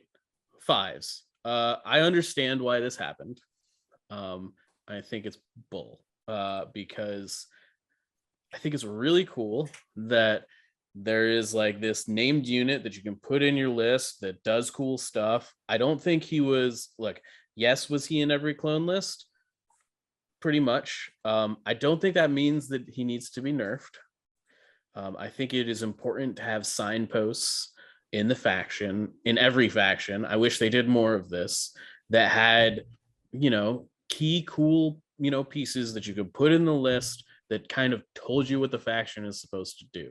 I think fives was a great thing that allowed new players to be like, oh, you know who's like a cool like named character from my favorite Star Wars television show? Oh, look, it's fives. He should be in every clone list as a new player, you know, and he does a thing. It's not like super absurdly powerful. It allows you to give another order token out, and with the clone sharing changes, he's been nerfed anyways. I would like to add. I think it's fine. Additionally, Del Mico and Gideon have been buffed into oblivion, so they're going to be in basically every Empire list ever. Maybe not, we'll see. But I think they're both excellent, particularly in shore troopers, where they are significantly cheaper than the heavy weapon that they have access to normally. And they have extra hit points, and like their weapons are not that much worse. So it's interesting that they went to Empire and they basically said, you know what, these things are going to come so far down in price that they're going to basically be in every infantry based Empire list, and then be like, okay, Republic, we're going to take your things that are basically supposed to do the same thing and price them out of oblivion. That's my spiel. Wow, somebody's really salty. This is the only thing I have real salt about, just to be clear. Can I offer a alternative way to do the same thing points wise, Mike, and just see what you think about this? Go for it. Because I think a lot of people were complaining about the direct coordinate combination. Sure. Right. So fives went up 4, clone commander went up 9. So what if 5 stayed the same, 36, and the clone commander went to 70? I would be totally cool with that. Yeah, because if their idea is that this combination is worth 9 or 10 more points, I think the core of that problem is probably the direct, not the coordinate. Because 5s is also really good for Jedi lists because he can help Jedi throw their orders around. But the clone, it was sort of that combination that people are really salty about. So I think if you price the combination by pricing the source of it rather than the enabler, might be a better idea. Yeah, I mean, like fives is not busted in a list that doesn't have a clone commander in it, right? Like fundamentally, like he's basically does the same thing Gideon does, right? Yeah. But now he's like, I don't know, a lot more. 11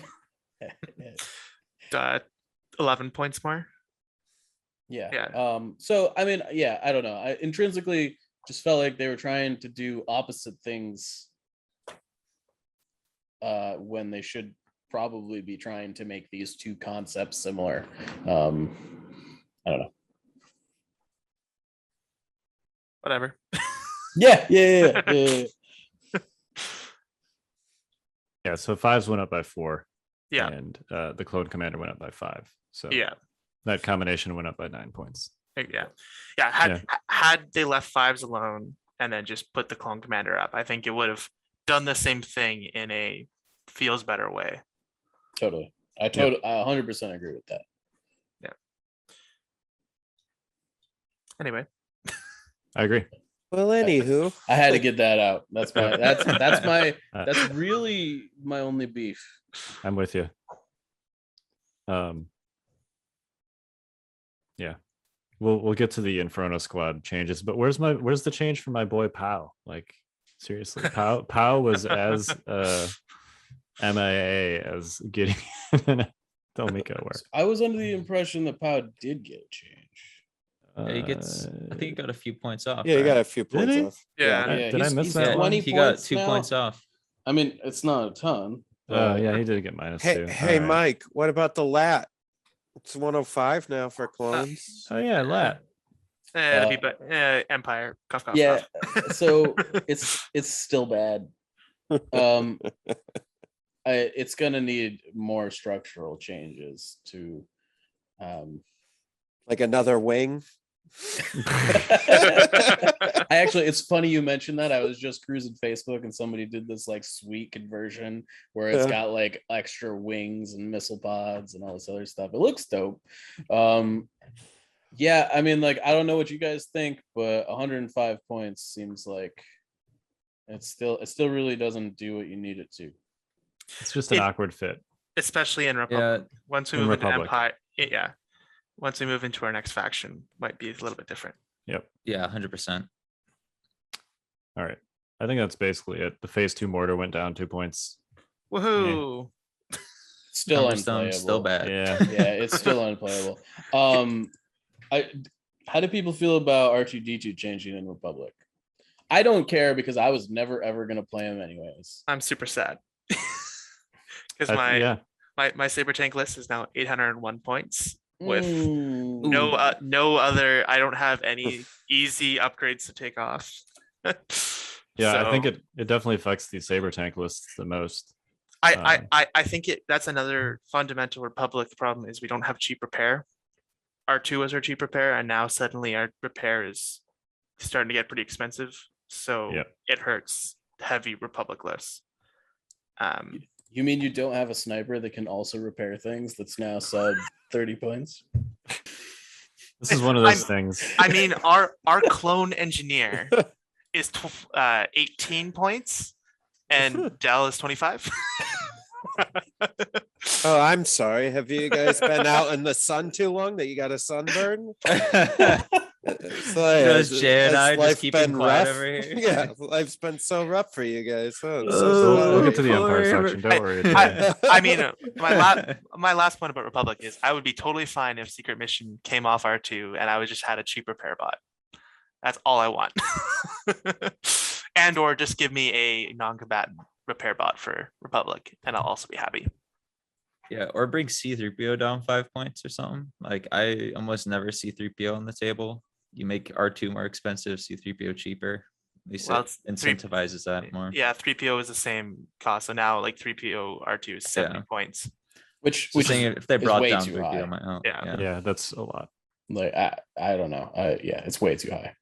I I think mean, you could something- make 3PO like 5 points. Yeah. Yeah, something definitely needed to change with R2. I do wish this was a situation where you could cost the Rebel R2 and Republic R2 differently. I I mean, believe you you totally can. could. Yeah, Well, they, yeah, they have two different cards. Clearly.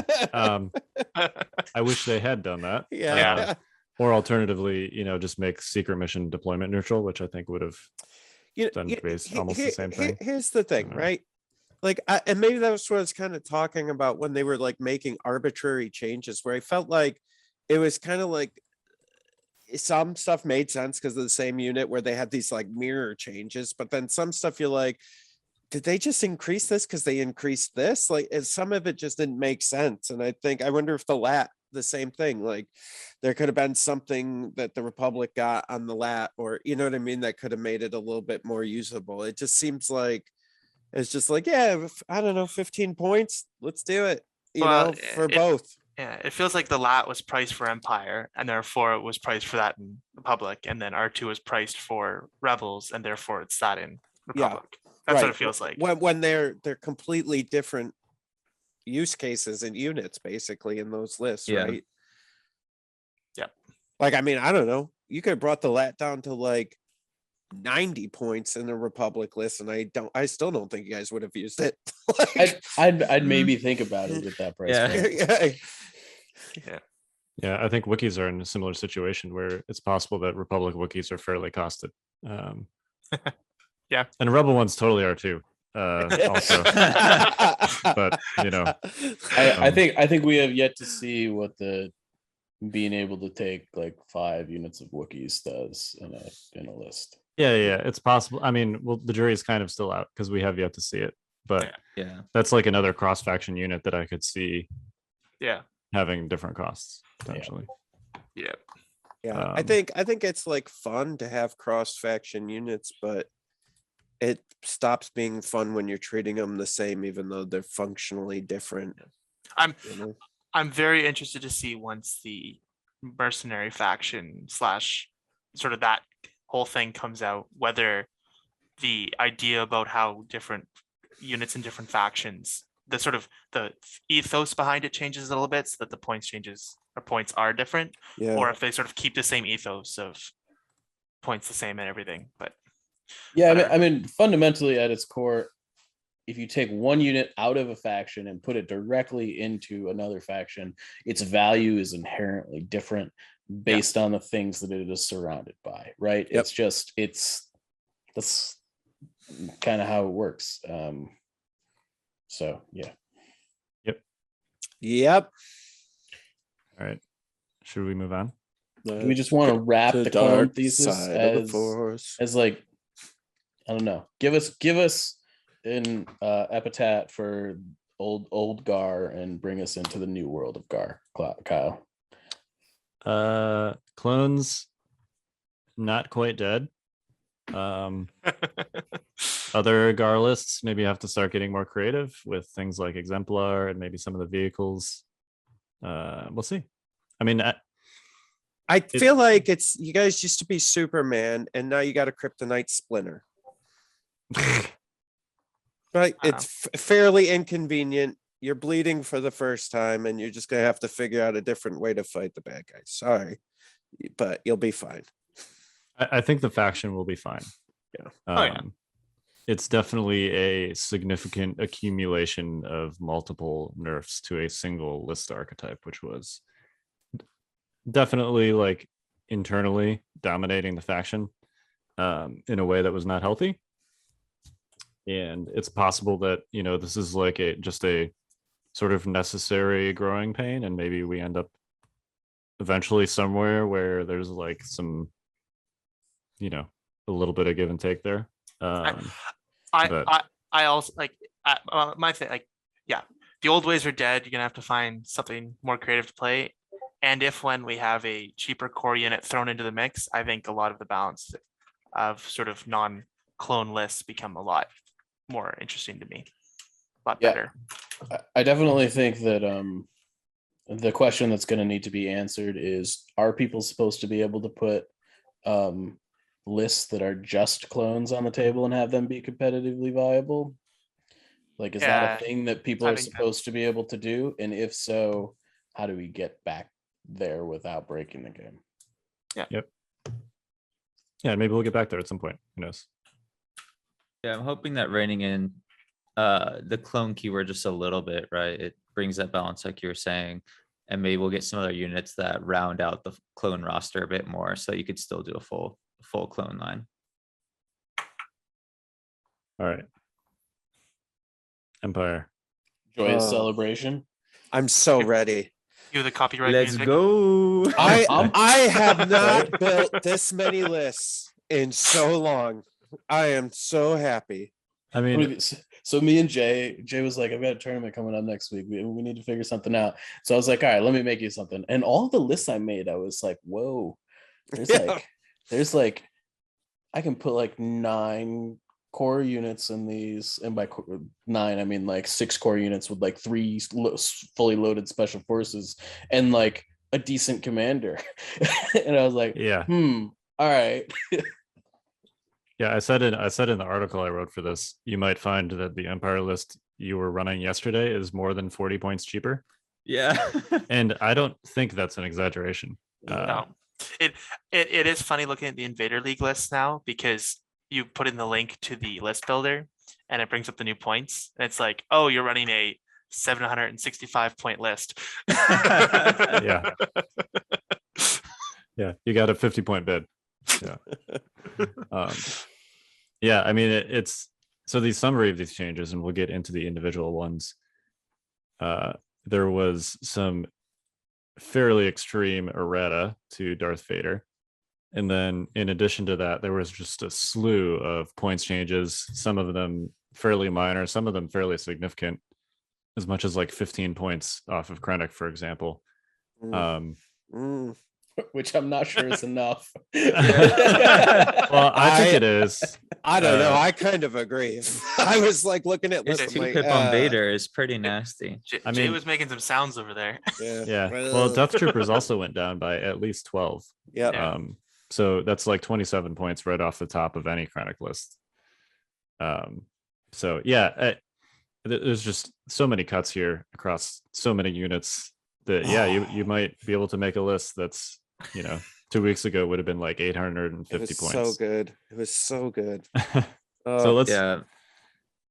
I was just say, I think my hot take for all this, everything's looking good, but I think that Vader is gonna be dominating. And we can get into more details on why that in particular, but everything looks really solid. But I think you kind of start with Vader and then you just put whatever flavor of Vader you want. Why don't we just lead with Vader? Yeah, I think that's a good place to start. All right. So Commander Vader went up 15 points, but he gained a command slot, gained Compel Core Troopers, and then the 1-pip now, Implacable. Whenever you're given an order during that turn, whenever you activate, you get extra dodge.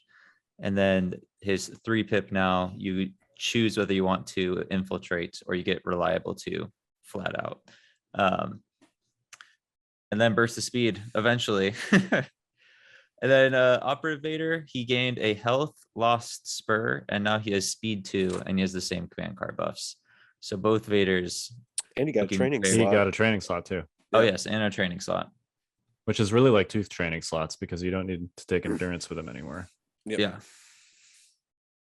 Which is great. Yeah, Who Vader wants to looks go real first? mean. I guess I'll open it up. Let's let our competitive Empire player start the discussion here. Stop. Yeah. He's so good. You're not Tell allowed- us. Tell us, I don't great wanna talk wonderful anymore. I Oz. don't wanna How are talk we going to anymore. win now? I think essentially, right, this makes Vader super powerful, very, very tanky, and with burst of speed. So I guess we'll start. Each of them, I think, is a bit different, depending obviously on speeds and burst.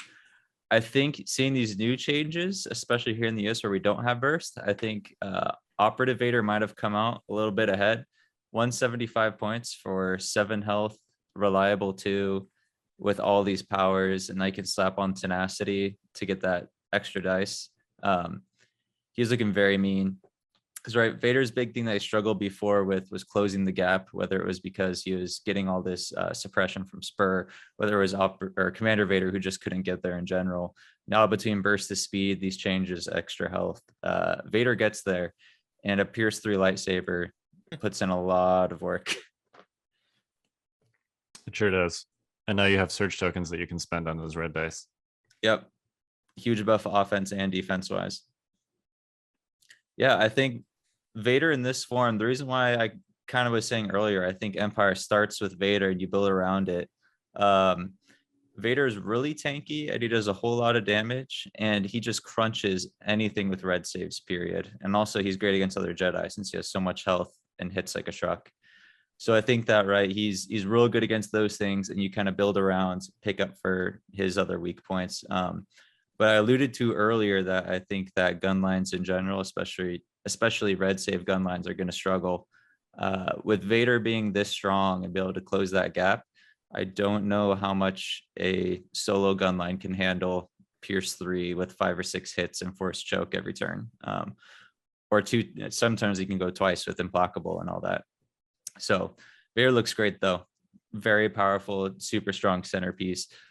good against basically everything, but maybe Wookiees and B1s. But right, you have a whole rest of your list that can hedge for those things. Well, and he might be the only force user that can rely, like, has a decent shot at fully wiping a B1 unit. Yeah. Between his, in both cases, you can get 6 red dice, probably with surge tokens, and then you also have force choke. So Force choke in a B1's kind of flavor foul, isn't it? maybe, but the point is that If you can crush lungs, you can crush circuitry. yeah, there Sure. are situations where B1s just get crushed. Did you not watch yeah. Mandalorian? It's fine. Jedi Spoilers. and that wasn't even that a B1. clearly wasn't force choke because then he couldn't have taken it. Luke uses force choke in Return of the Jedi. He does. Look, Just saying. I'm just saying. Yeah, I mean, Vader has always been sort of a menace to red save guidelines, and now he's significantly tougher and also can get in there much easier. So yeah, I mean, Check and check. he's he's a lightsaber blender.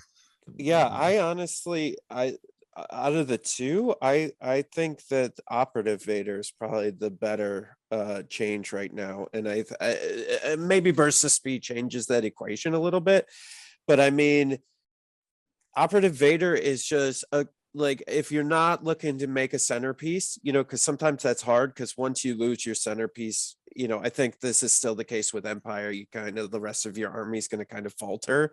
And so if you're looking to more have this tankish, you know, Vader, but like as maybe a support piece, or if you're looking to have multiple centerpieces, I really like Operative Vader a lot right now. And I mean, a lot of the stuff that sucked about him got taken away and just remedied, and so I'm really excited about that. And the extra training slots are really great, I think. And the wound. Yeah, Wound is huge. yeah. 175 for what he brings now is a really, really great deal. I mean, right, like Operative Luke is somewhat similarly costed. Dooku's more than that. Palpatine's more than that. And I don't know if they bring more than this version of Vader. Hang on, Operative Luke is 195. That's 20 Yeah. more points. He's costed the same as Dooku. So Yeah. Oh, Dooku got brought down that much now? Dooku got brought down by 5, so Dooku's okay. 195. But I mean, I really like, as I think they both have play. I just think there's a lot more, like, for instance, I built a master and apprentice list that's basically Palpatine, Operative Vader, 6 naked stormtroopers, and 2 IRG. Right. And like, Yeah, gross. that's stupid. And so that's what that affords you. And frankly, there's so many good things. The Vader changes were great, but I think there's another couple changes that are just as good as the Vader changes, frankly. Yeah. I just still think 20 points cheaper than Op Luke and Dooku, and how good he is. That's insane. Yeah. Yeah, I'm taking Operative Vader over Commander Vader here. Unless you have like a very specific way that you want to use Compel Core. Yeah. But Storms actually didn't really get that much love in this update. They got some reduced point reduction. Yeah, the for heavy's got heavies. 2 points. I actually think unless you could also, if you want to be doing weird things with standbys, then Commander Vader's also a lot better. Yeah, that's true. I want to come back to this topic when we hit the stormtroopers, because I actually think that's less true than you think it is. I think stormtroopers came down a lot. You're talking because of the personnel upgrades, Yes, specifically in the Vader list, because you can Yep. take specialists. right? Yeah. So I think everything everyone said is true, Well, thanks, Mike. but Wah. bum, bum, bum. We I got think it's Mike's gonna get- approval. I think it's going to be covered up by the fact that Wookiees are everywhere, And Magna Guard. and Magna Guard are likely going to be everywhere. And I think and and Dooku Magna Guard. yeah, you know, Yeah, gross. I think saber users in general are going to struggle in a melee heavy meta. Yep. And I think Vader is no exception to that rule. I think Lucas, you were saying like Vader's just going to tear apart a gun line. I think the answer is yes, he's going to tear apart a gun line, but I think gun line days are over, you know. And so I have a hard time seeing, like, I think Vader is still probably going to be the best force user available. But I think it's going to get covered up by the fact that he barely can kill a Wookiee squad in 2 turns. So there's another unit that I think I want to mention that can put this into context. We also have IRG. They got -6 points base, and the Electro staff lost -4. So you can do something, you know, Dooku Magna Guards. You can also do Vader IRG, get a very similar effect. And now, right, to my understanding, I think IRG traded quite well against Wookiees since they're immune Pearson melee.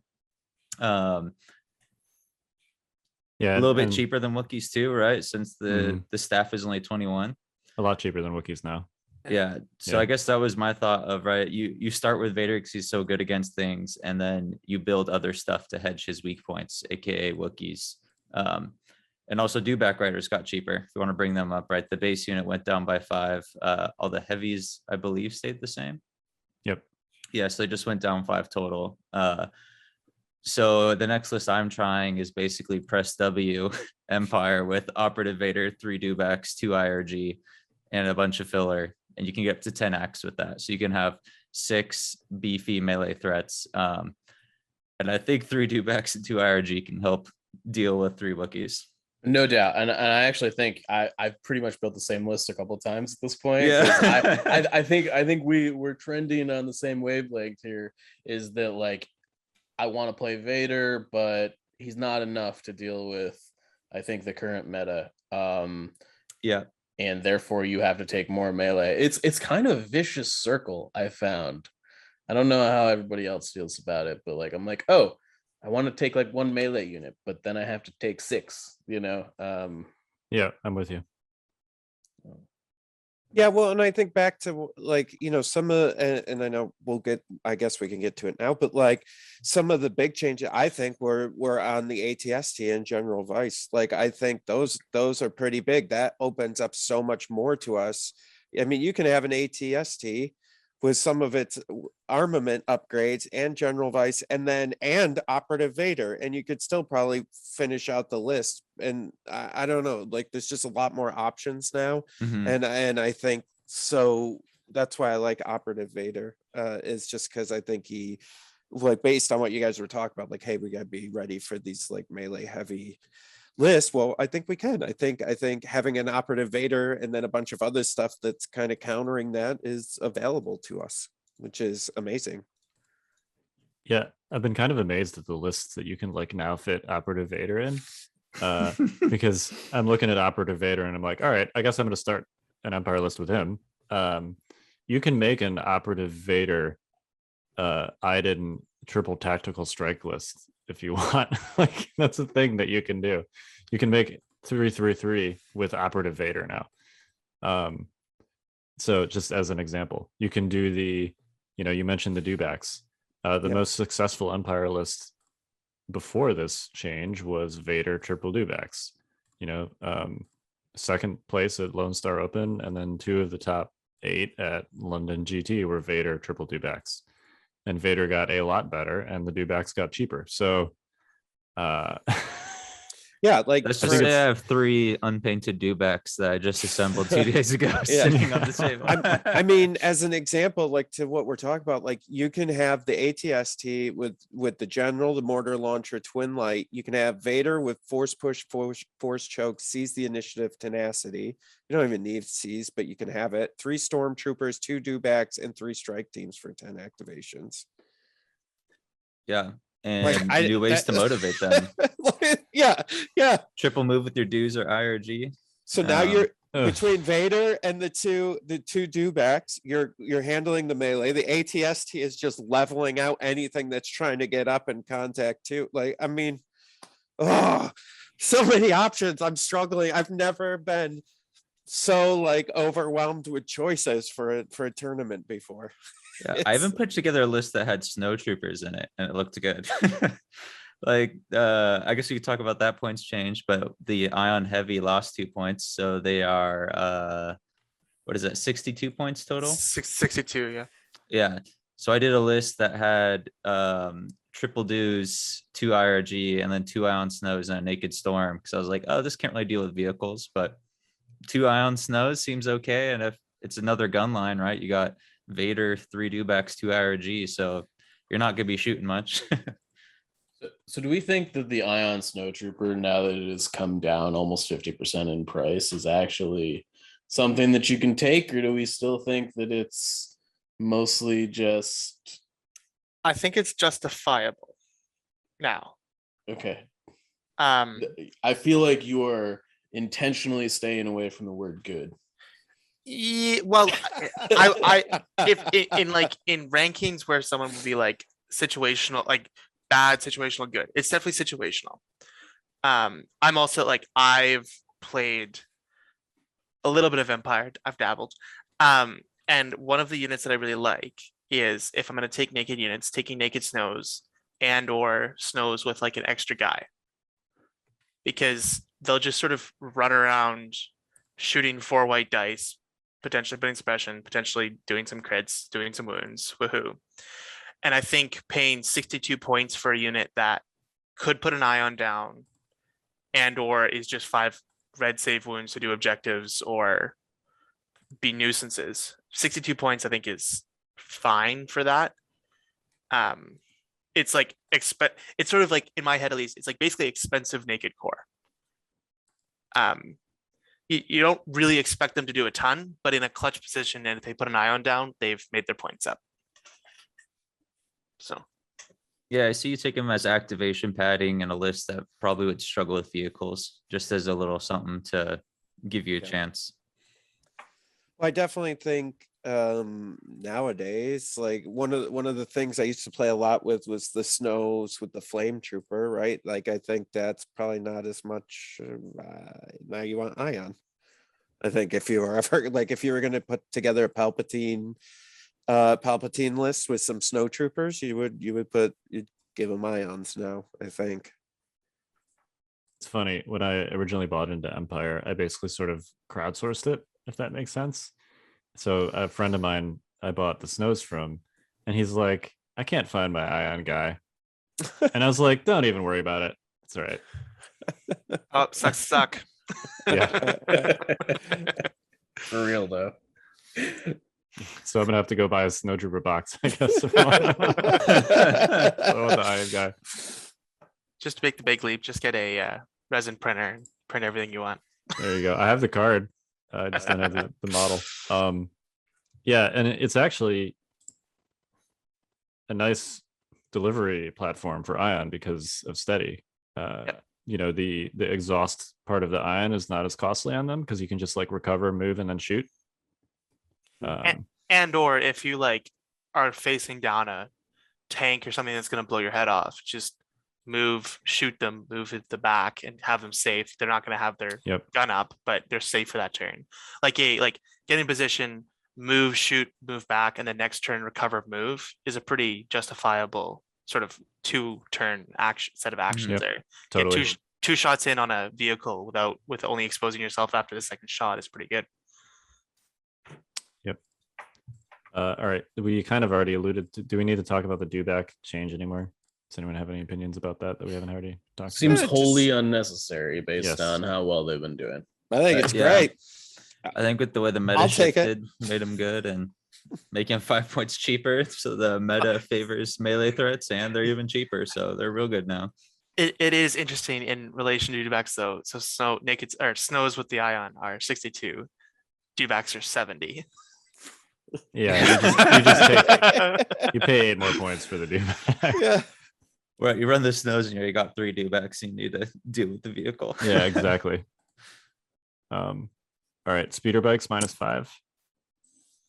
Yeah, good. I mean, I think they were doing, I think a lot of people were ignoring them just because of everything else. I think they were all right but 5 more points, I'll take it. And there's a ton of impact. You can speed away from the melee threats. I mean, there's a lot of stuff that they have going for them. And, I think that's a Vader triple bikes list is a viable list that would be interesting to play. And, you could even, I'm sure there's a lot of play with like some Veers triple bikes and maybe, having some other fun stuff in your core. I think there's a lot of room now for that. I don't know why you would ever take bikes when you can take a dewback.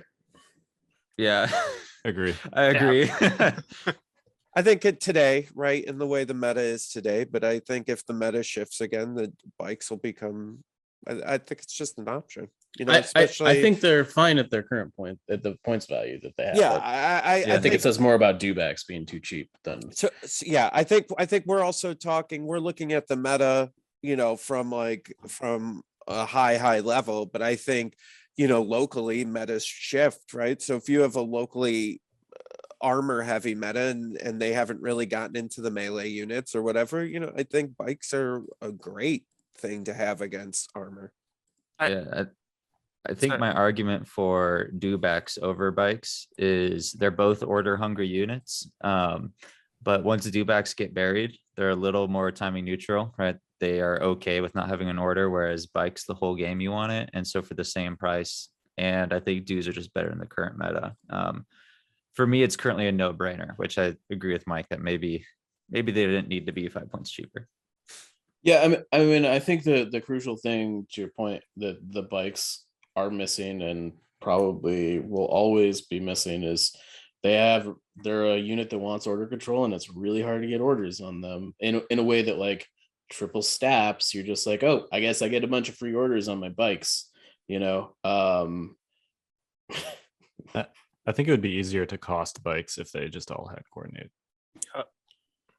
I think that's very fair. I mean, clearly the droids have it because like coordinates like a droid thing, right? But yeah, I mean, I think. What if you made H coupling 5 points cheaper just on bikes? Like, right, jetpacks on Rex are cheaper because you can't make bikes too cheap because then they can be too spammable. But then like synergizes with Veer's 3-pip. I could imagine something like that being printed and it differentiates them a little bit. Here, AMG, I'm going to print some money for you. Print an upgrade. It's called Wing Command. It's like 3 to 5 points and gives your repulsor vehicle coordinate repulsor vehicle. Congratulations. I've fixed your problem. I do like coordinate repulsor support because I don't know that you want to give that option to T-47s. But... Sure. But I mean, like, but I actually think that like that you. could be fine on a T-47 thing. If I mean, I don't know. It would at least be like kind of like cool and thematic. Yeah, right.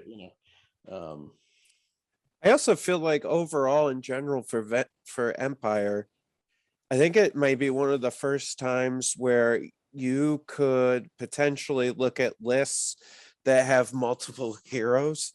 Like for instance, you could build a Krennic Callus Bosk list that also has Gideon and Del in it, and Death Troopers and 3 strike teams for 733. That's like as far as I've gotten. Let's talk about Gideon and Del since you brought it up. Yeah, Mike's real upset about this. I'm fundamentally not upset about this half of it. This is actually what I think should be happening with named characters within factions that are not like commanders or operatives. I think this is great. I think they should do more of this. I guess so do you think that Gideon and Del in some form just go in every Empire list? That's literally what Mike told me earlier today. I'm gonna be honest. I've been like posturing on some lists. I don't know.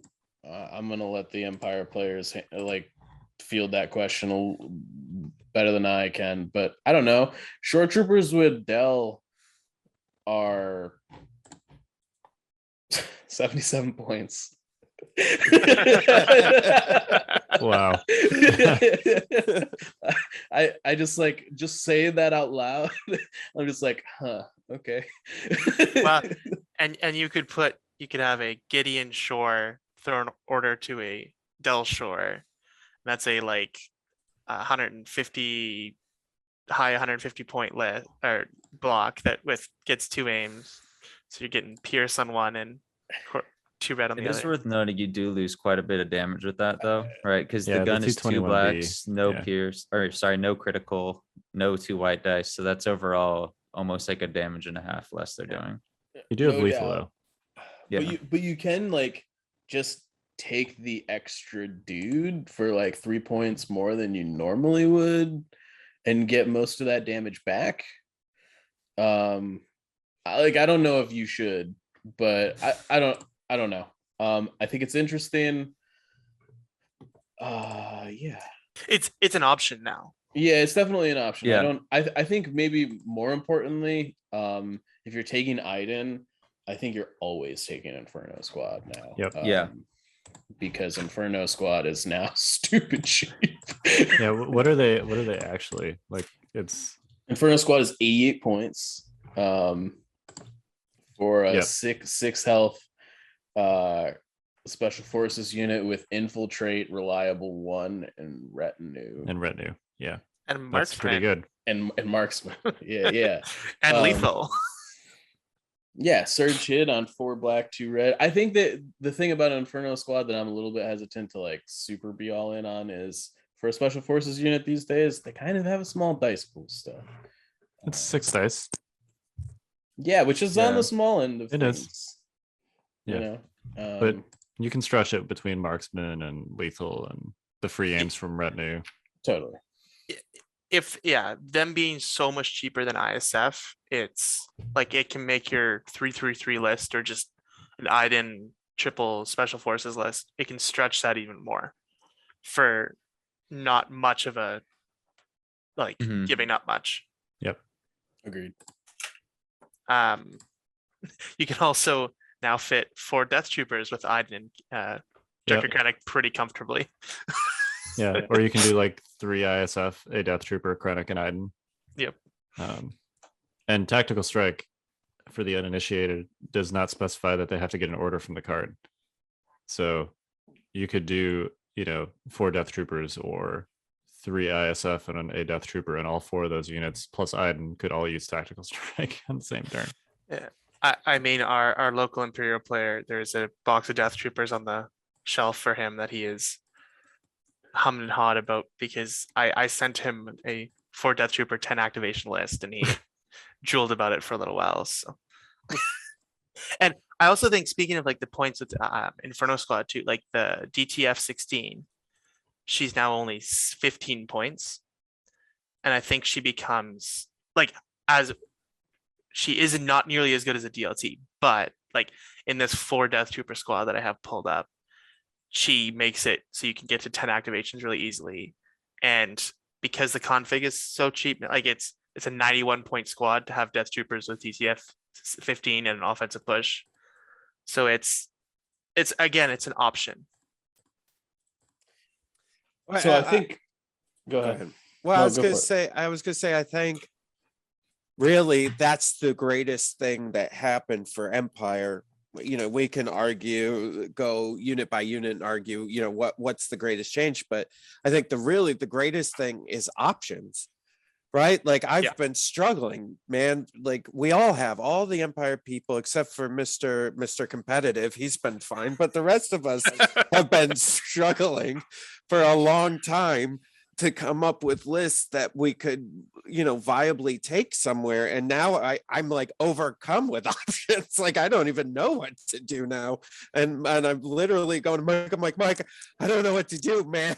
Like I help me with a list. Like there's so many.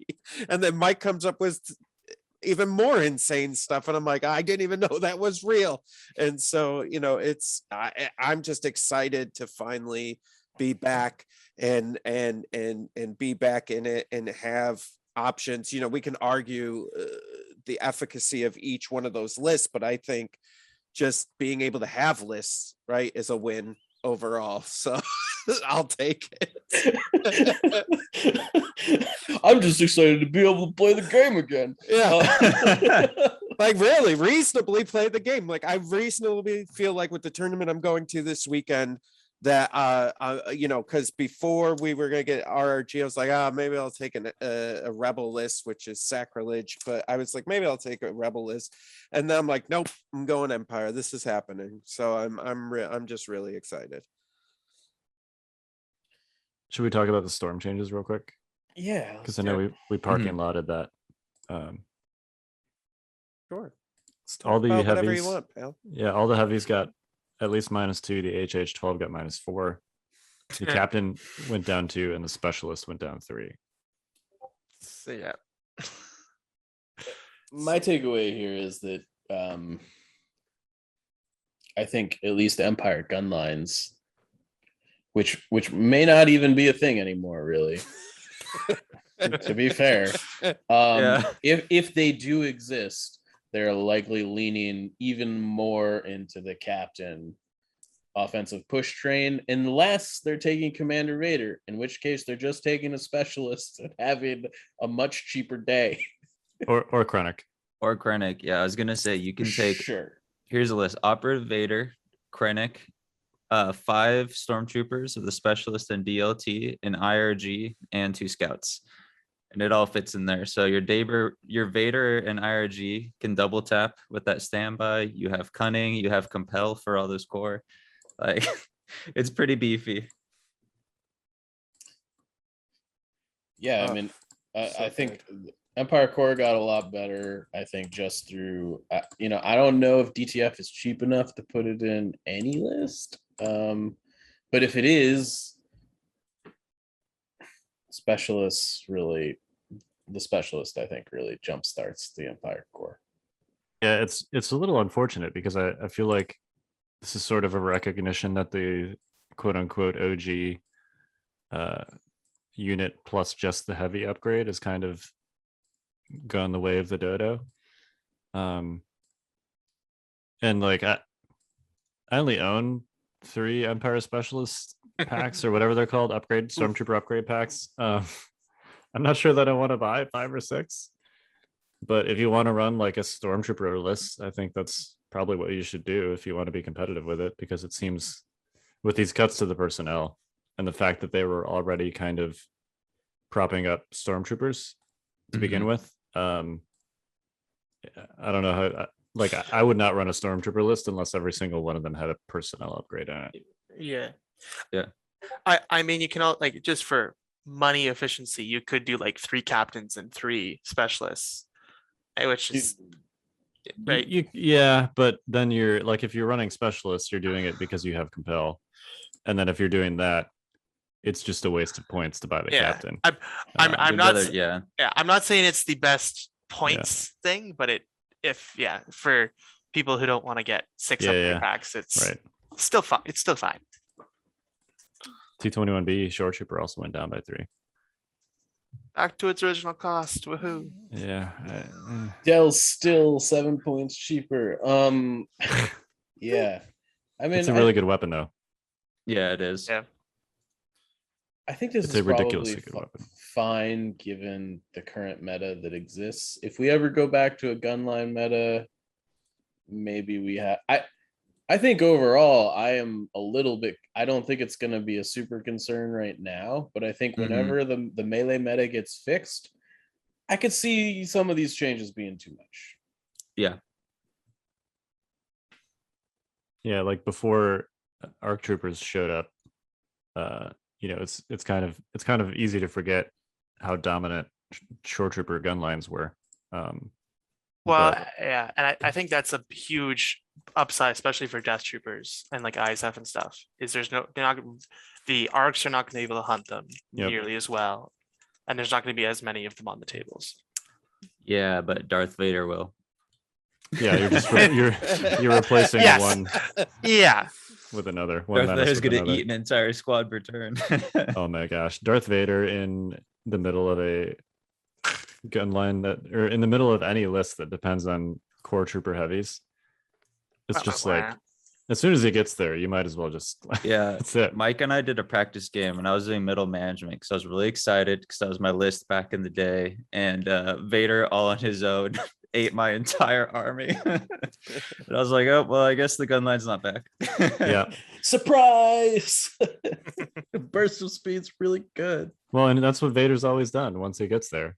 Yeah. He's, that fact of Vader has not changed. So, all right. Is there anything else here we need to hit? I mean, there's General like more Wise got changes. cheaper and all the ATST guns, so that's something cool that might actually be Well, an and option. So good. did we actually touch on his exhaust being gone? I don't know. I think if we that's actually, the biggest thing. Yeah, I don't know if Yeah. we actually explicitly stated that, but yeah, you can shoot with 4 guns every single turn now. Yeah.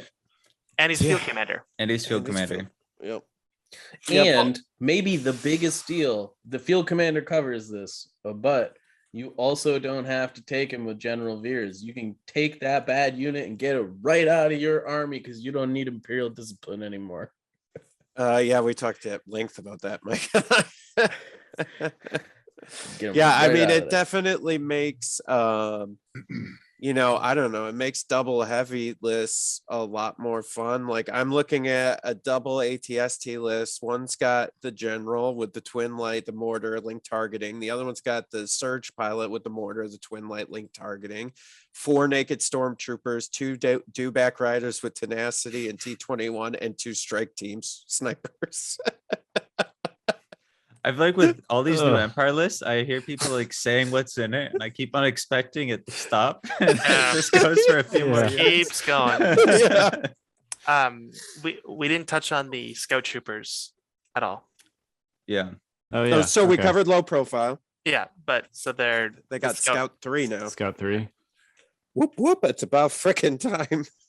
I don't know that this makes I- that much of a difference. I think it helped, like, so Sab scouts combined with low profile and Scout 3, I think get way more interesting. Mhm. I also think there's a world where the full unit of scouts might actually start being decent. I don't know if we're there yet. I mean, I think you combine them with some Royal Guard for Guardian, and that low, you're already shaving extra hits off with low profile now, and then you also can convert the next 2 hits that they have to roll to red saves. And or have protector for a crit or 2. Right. Yeah. So yeah, I think that could be pretty interesting, honestly. Mike, I don't know if you want to give this one away, but Mike brought up I'm gonna give it away anyways. Mike brought up a great idea with those. He's like, what about those full units in lats and then just pulling them up into, because it's 10 black dice, Mike, at the end of the day. If you put the sniper in there. Yeah. And that's like a 200-point block, each of those lots with a full unit ish. Yeah, I don't know if it's good. It's Yeah. fun. I wonder about tax striker with it too, right? With speed 3 can get you somewhat close, and on some deployments, move can definitely blast stuff. Yeah, I think there's also a world where you just like maybe build your own fluttercraft and put Sabs strike teams in lats and just fly them over the enemy's army and get out and drop a bomb. Yeah, Maybe drop it's a bomb fun. and shoot. Yeah. Well, you could get out, drop a bomb at the end of a turn, next turn, get in. If you're doing like a Krennic thing, you could the end of your activation, get out, drop a bomb, Krennic 1 pip or Callus 1 pip or whatever, right? And then immediately drop another bomb, get back in and detonate the bomb. Wow, you couldn't drop a bomb and get in the same activation, because you have to use your whole activation because it's because it's closed transport, not open transport. Right. But you could literally move your lat into the middle of the enemy army, get out, drop a bomb at the end of the turn, next turn, get back in the lat, blow up the bomb. It doesn't affect the lat or the scouts that are in there. It's very niche, but it's interesting. I think though you could realistically trade in like a 48 point unit for 2 bomb blasts on their whole army is probably worth it. So like Yeah. so it's probably get out, drop a bomb, cunning into drop a bomb, shoot, detonate both of them. Yeah. Oh yeah. Like if you can blow the enemy army up, it's worth 48 points. And if you do it twice, do it with Yep. 4 Yeah. bombs. 8 suppression on your opponent's entire army.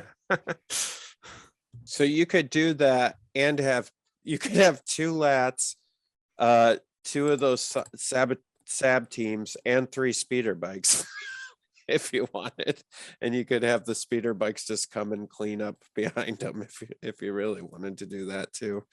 Or Vader and just drop his 3-pip to add to the suppression. Oh, droids don't get suppressed. Doesn't matter when they're panicking. Yeah. Yeah, Master of Evil plus Sabs. Yeah. Yeah. Oh, so many good things. I'm so happy right now. I mean the lat also, like at 105, like a Operative Vader in a lat that's a 280 point naked block there. So it's probably like 310 points. Like I think Burst of Speed does it the same or better, but it like if you want to drop Vader or something out of a lat, I think it's cheap enough in Empire now that it's viable. Yeah. I don't know if you need it for Vader because Op Vader is fast and Commander Vader will have burst. But if there's something else you need to get up there, you have plenty of space for a lat Vader and something else. Yeah. Have Vader walk and put something else in the lat. Yeah. I think the one thing the lat Vader transport gives you, like burst is good, but if on some maps, some deployments, the lat just gives you a little bit more flexibility. But yeah, I don't think it's necessary. But if that's what you want to do, that's I don't think it's wrong. I think the lat at this cost is viable as a gunboat also. Like you drop it off and put a rocket on it, you fly and drop off your thing and then back up and shoot stuff. I was thinking about that with the armor piercing shells. It's not awful. It's not great, but it's not awful. I watched a game today where 2 lats just got ripped apart. Yeah. Like I just if your opponent has any amount of like impact in their list, the lats just like get torn to pieces. It's actually a lot like a real life sort of military situation of if helicopters stay still, they die. And it's like T-47s are continually moving, which means that they're a little bit harder to pin down and they can sort of dart in and out of combat. Whereas lats, if they want to be a gunboat, they need to be recovering. So they need to move to where they're going to be and then stand there. But then your enemy can just envelop them with fire if they need to. So you could potentially do 2 lats with Price, OP Vader, 2 Royal Guard with Electro Staff, and a bunch of Naked Storms, and you put the Royal Guard in the lats, and then you Darkness Descends Vader, and now you have you have your IRG and Vader all in enemy lines in turn 1. Yeah. I think you could also just use 2 new ways to motivate them and save 200 points. There it is. Yeah. There's the man speaking wisdom right there. All right, gentlemen. Any other Empire thoughts besides all the things are good? So good. Very good. It's just want to remind you all that the Empire welcomes you all back in open arms. No, we all don't. pledge allegiance. We persecute traitors, and you're not welcome back to our ranks. Shh, that's what we tell them, and then we Stay with your clones and enjoy your nerfing. What about from Rebels and Droids? Are Empire players welcome back from those factions? I'll allow it. Yeah. I say welcome everybody back. So my hot take here is going to be that Empire Here we go. is still going to be the second worst faction in the game. Whoa. I don't know that we can conclude that. I'm not saying it's not a conclusion. That is Yeah, what I know. Well, what are you saying? It's the worst faction. I think Republic's going to probably be the worst faction. Good. And I don't think by the margin that Empire used to be. Right. Mhm. I see it. There's two tiers now. Yeah. There's like Empire, droids, and rebels sort of all exist in a tier, and then clones are half a step behind them. I'm not sure Empire is quite there, but I think there's a tier up here that is called we have white armor saves, and then there is a tier down here that's called we have red armor saves. And sometimes the lists that are good from the factions down here are only good because they have, oh, you guessed it, white armor saves. Well, it's funny because I think it's possible you see a situation like when we saw with the Tauntaun meta, where the list and the faction that Tauntauns were best against were rebels. And I think, the best thing that Empire has going right now is Darth Vader. And the thing that Darth Vader is best against is red save gun lines, Yep. which includes Empire. So Yeah. Well, and droids are ioning themselves, so yeah, that's another like weird sort of team kill situation. Yeah. So maybe rebels are just like, yeah, we're just, don't mind us. We're just going to be over here with our Wookiees and our T-47s.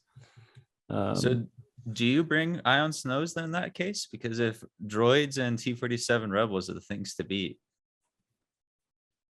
My issue with the Ion Snow is that it's not like it's supposed to be like a thing that is an anti-armor counter, and it's not really like when it works it's great, but you can't count on it. it's a hindrance to armor. It's not actually an armor killer. Yeah. Correct. Yeah. Yeah, like that's the thing about most of the ion weapons in the game is that they hinder armor. They don't actually do meaningful damage. Yeah, the droid Yeah. ion is uniquely ion 2. Every other ion weapon is ion 1. Impact. Or impact 1. Yeah. Yeah, It's like, sorry. oh god, they're Ion 2. Oh, Ion 2 would be. Oh my I hope god. that is. I hope You're that is right. never- That is The- unique. thing. The droid, both the droid tank and the spider also throw enough dice with the possibility of tons of rerolls to get natural crits. Yeah. Whereas like Biston also has that same ability where he's only impact 1, but he throws so many dice that you're likely to throw forcing 2, maybe 3 saves. Whereas the ion snows, you will reliably force 1 save per maybe 2. And depending on the target, like that's not even statistically likely to result in a wound, right? Yeah. If you're throwing ions at AATs, you're gonna have a difficult time. Mhm. So here's an interesting one. If you give snowtroopers with an ion weapon droid poppers, do they get ion 2? They get ion 2, yeah. Yeah, they do. No, because isn't the ion gun is range 2 to 3? Did I get that right? No, I think it's 1 to 4. It is 1 to 4, yeah. So yeah, and the droid poppers are range 1. But yeah, it's one or more of this weapon is in your attack pool. Your attack pool gains ion 1. So they would have ion 2 at range 1. Yeah. You'd really want to like fire sport in a mortar to like get some critical, but The thing is, any situation where that would be good, you should have just taken impact grenades.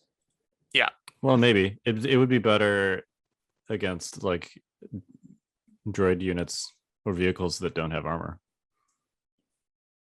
Sure, I guess, but those are also not the problem units. I mean, what about Magna Guard?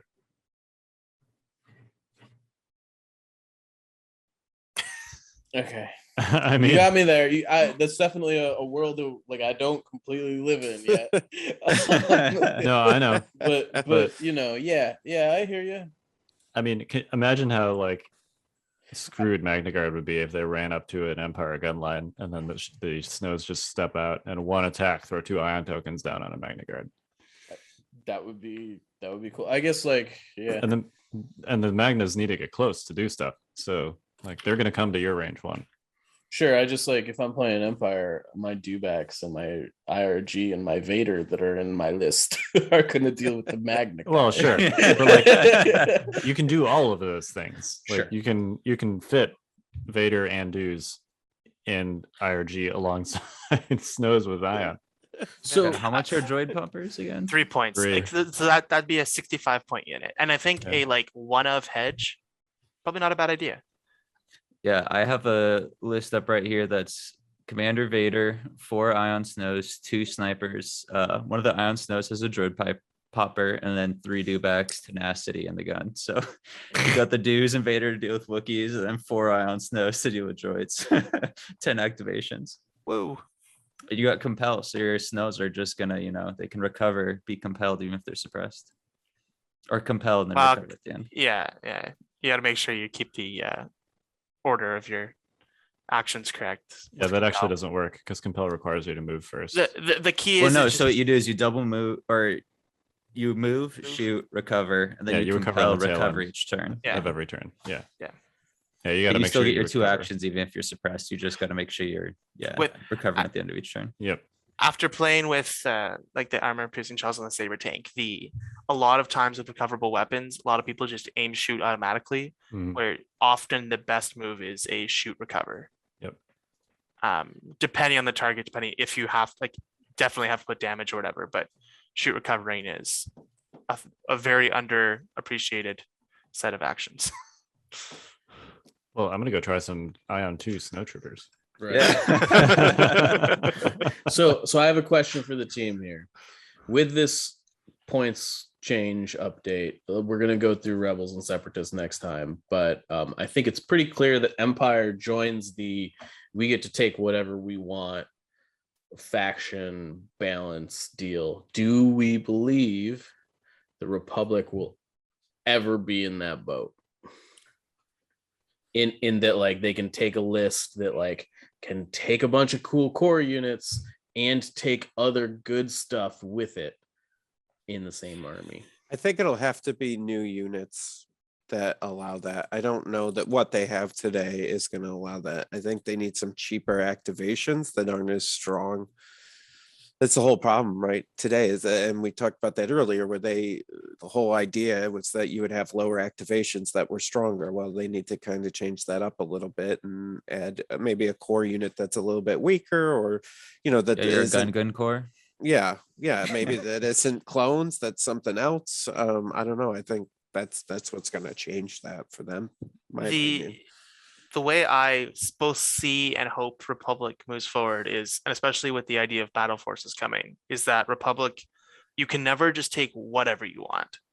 You have to sort of pick a theme, whether you are stuck in one with a battle force, or you just sort of pick one naturally through list building. But like, if you're going to take clones, you're going to take a bunch of clones. If you want Jedi, you're going to have to maybe throw in some like coalition forces. Or if you want to take Gungans, you'll have a bunch of Gungans. So I don't know if they're ever going to be in a take whatever you want, throw a bunch of stuff in a list. But I think there's going to be a time when they're going to have the ability to take a variety of lists that don't have a ton of overlapping units in them.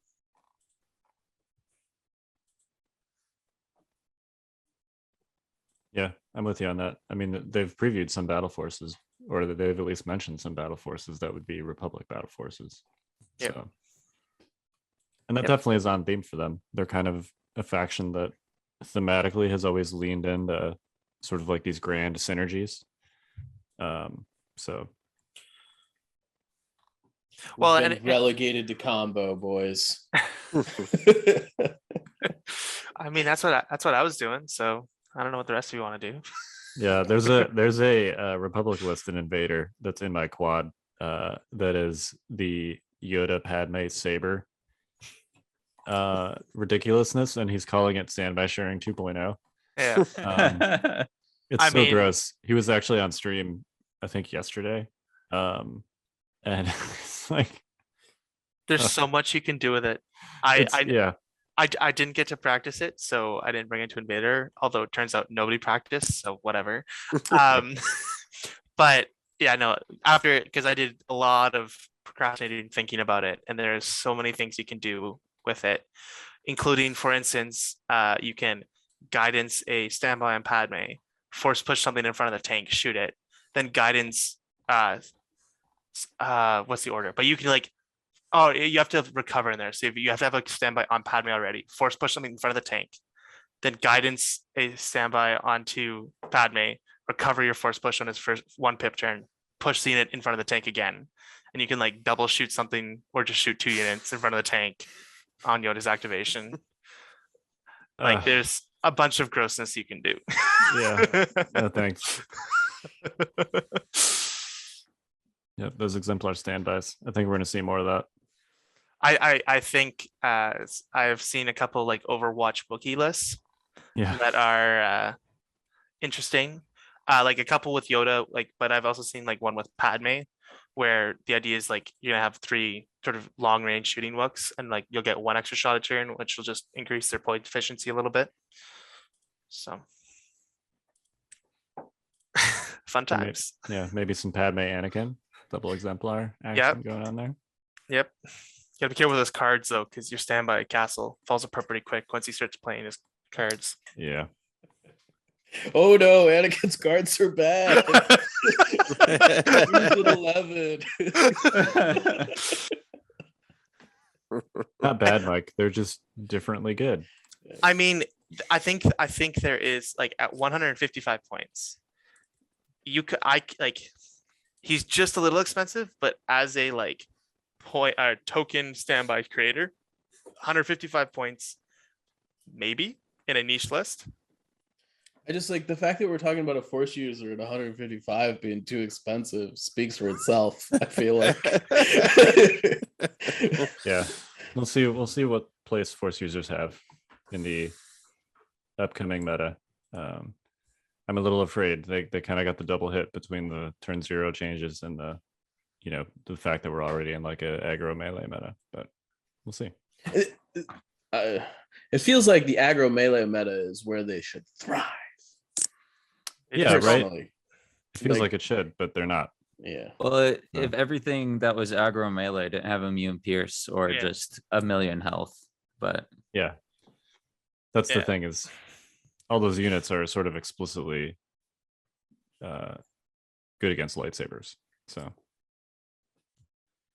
Yep. And if there's a bunch of force users in the meta, then I think we're going to see a bunch of Dooku Magna Guards. Cough, cough, cough. Seems really good. Dooku is also a benefactor of the burst of speed, frankly. Could also see some Kraken Dooku Magna Guard action. Pretty hard to fit that, especially with the increased naked B2s. I mean, if you just put that with naked B1s behind it, I think it's fine. If you just like sort of have a melee block with activations behind it. Yeah, I mean, you can do it. I'm just not sure that it's like. I don't think it's top meta or anything, but if suddenly every list had a force user in it, Dooku would. Yeah. He'd be happy. He'd be a happy old man. Yep. All right. Any final thoughts? Good to be back. It's good to be back in it. So happy.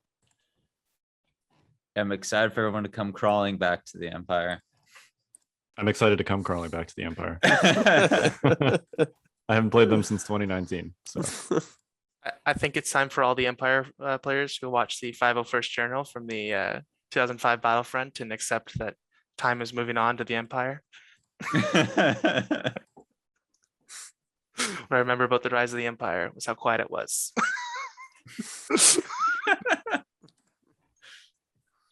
All right. Cool. Well, welcome back, Empire. It's been real. We did it. Mission accomplished. Yep. Welcome back to the game. All right. Well, we are the Notorious Scoundrels. I'm Kyle. I'm Tim. I'm Lucas. I'm Mike. I'm Jay. And that was the longest sound off we've ever had. See you There's next too many week. people to wait for.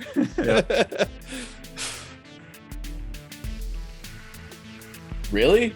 You're not gonna say it? Oh, sorry. Stay fresh, cheese bags. There we go. Now it's the longest sign off we've ever had.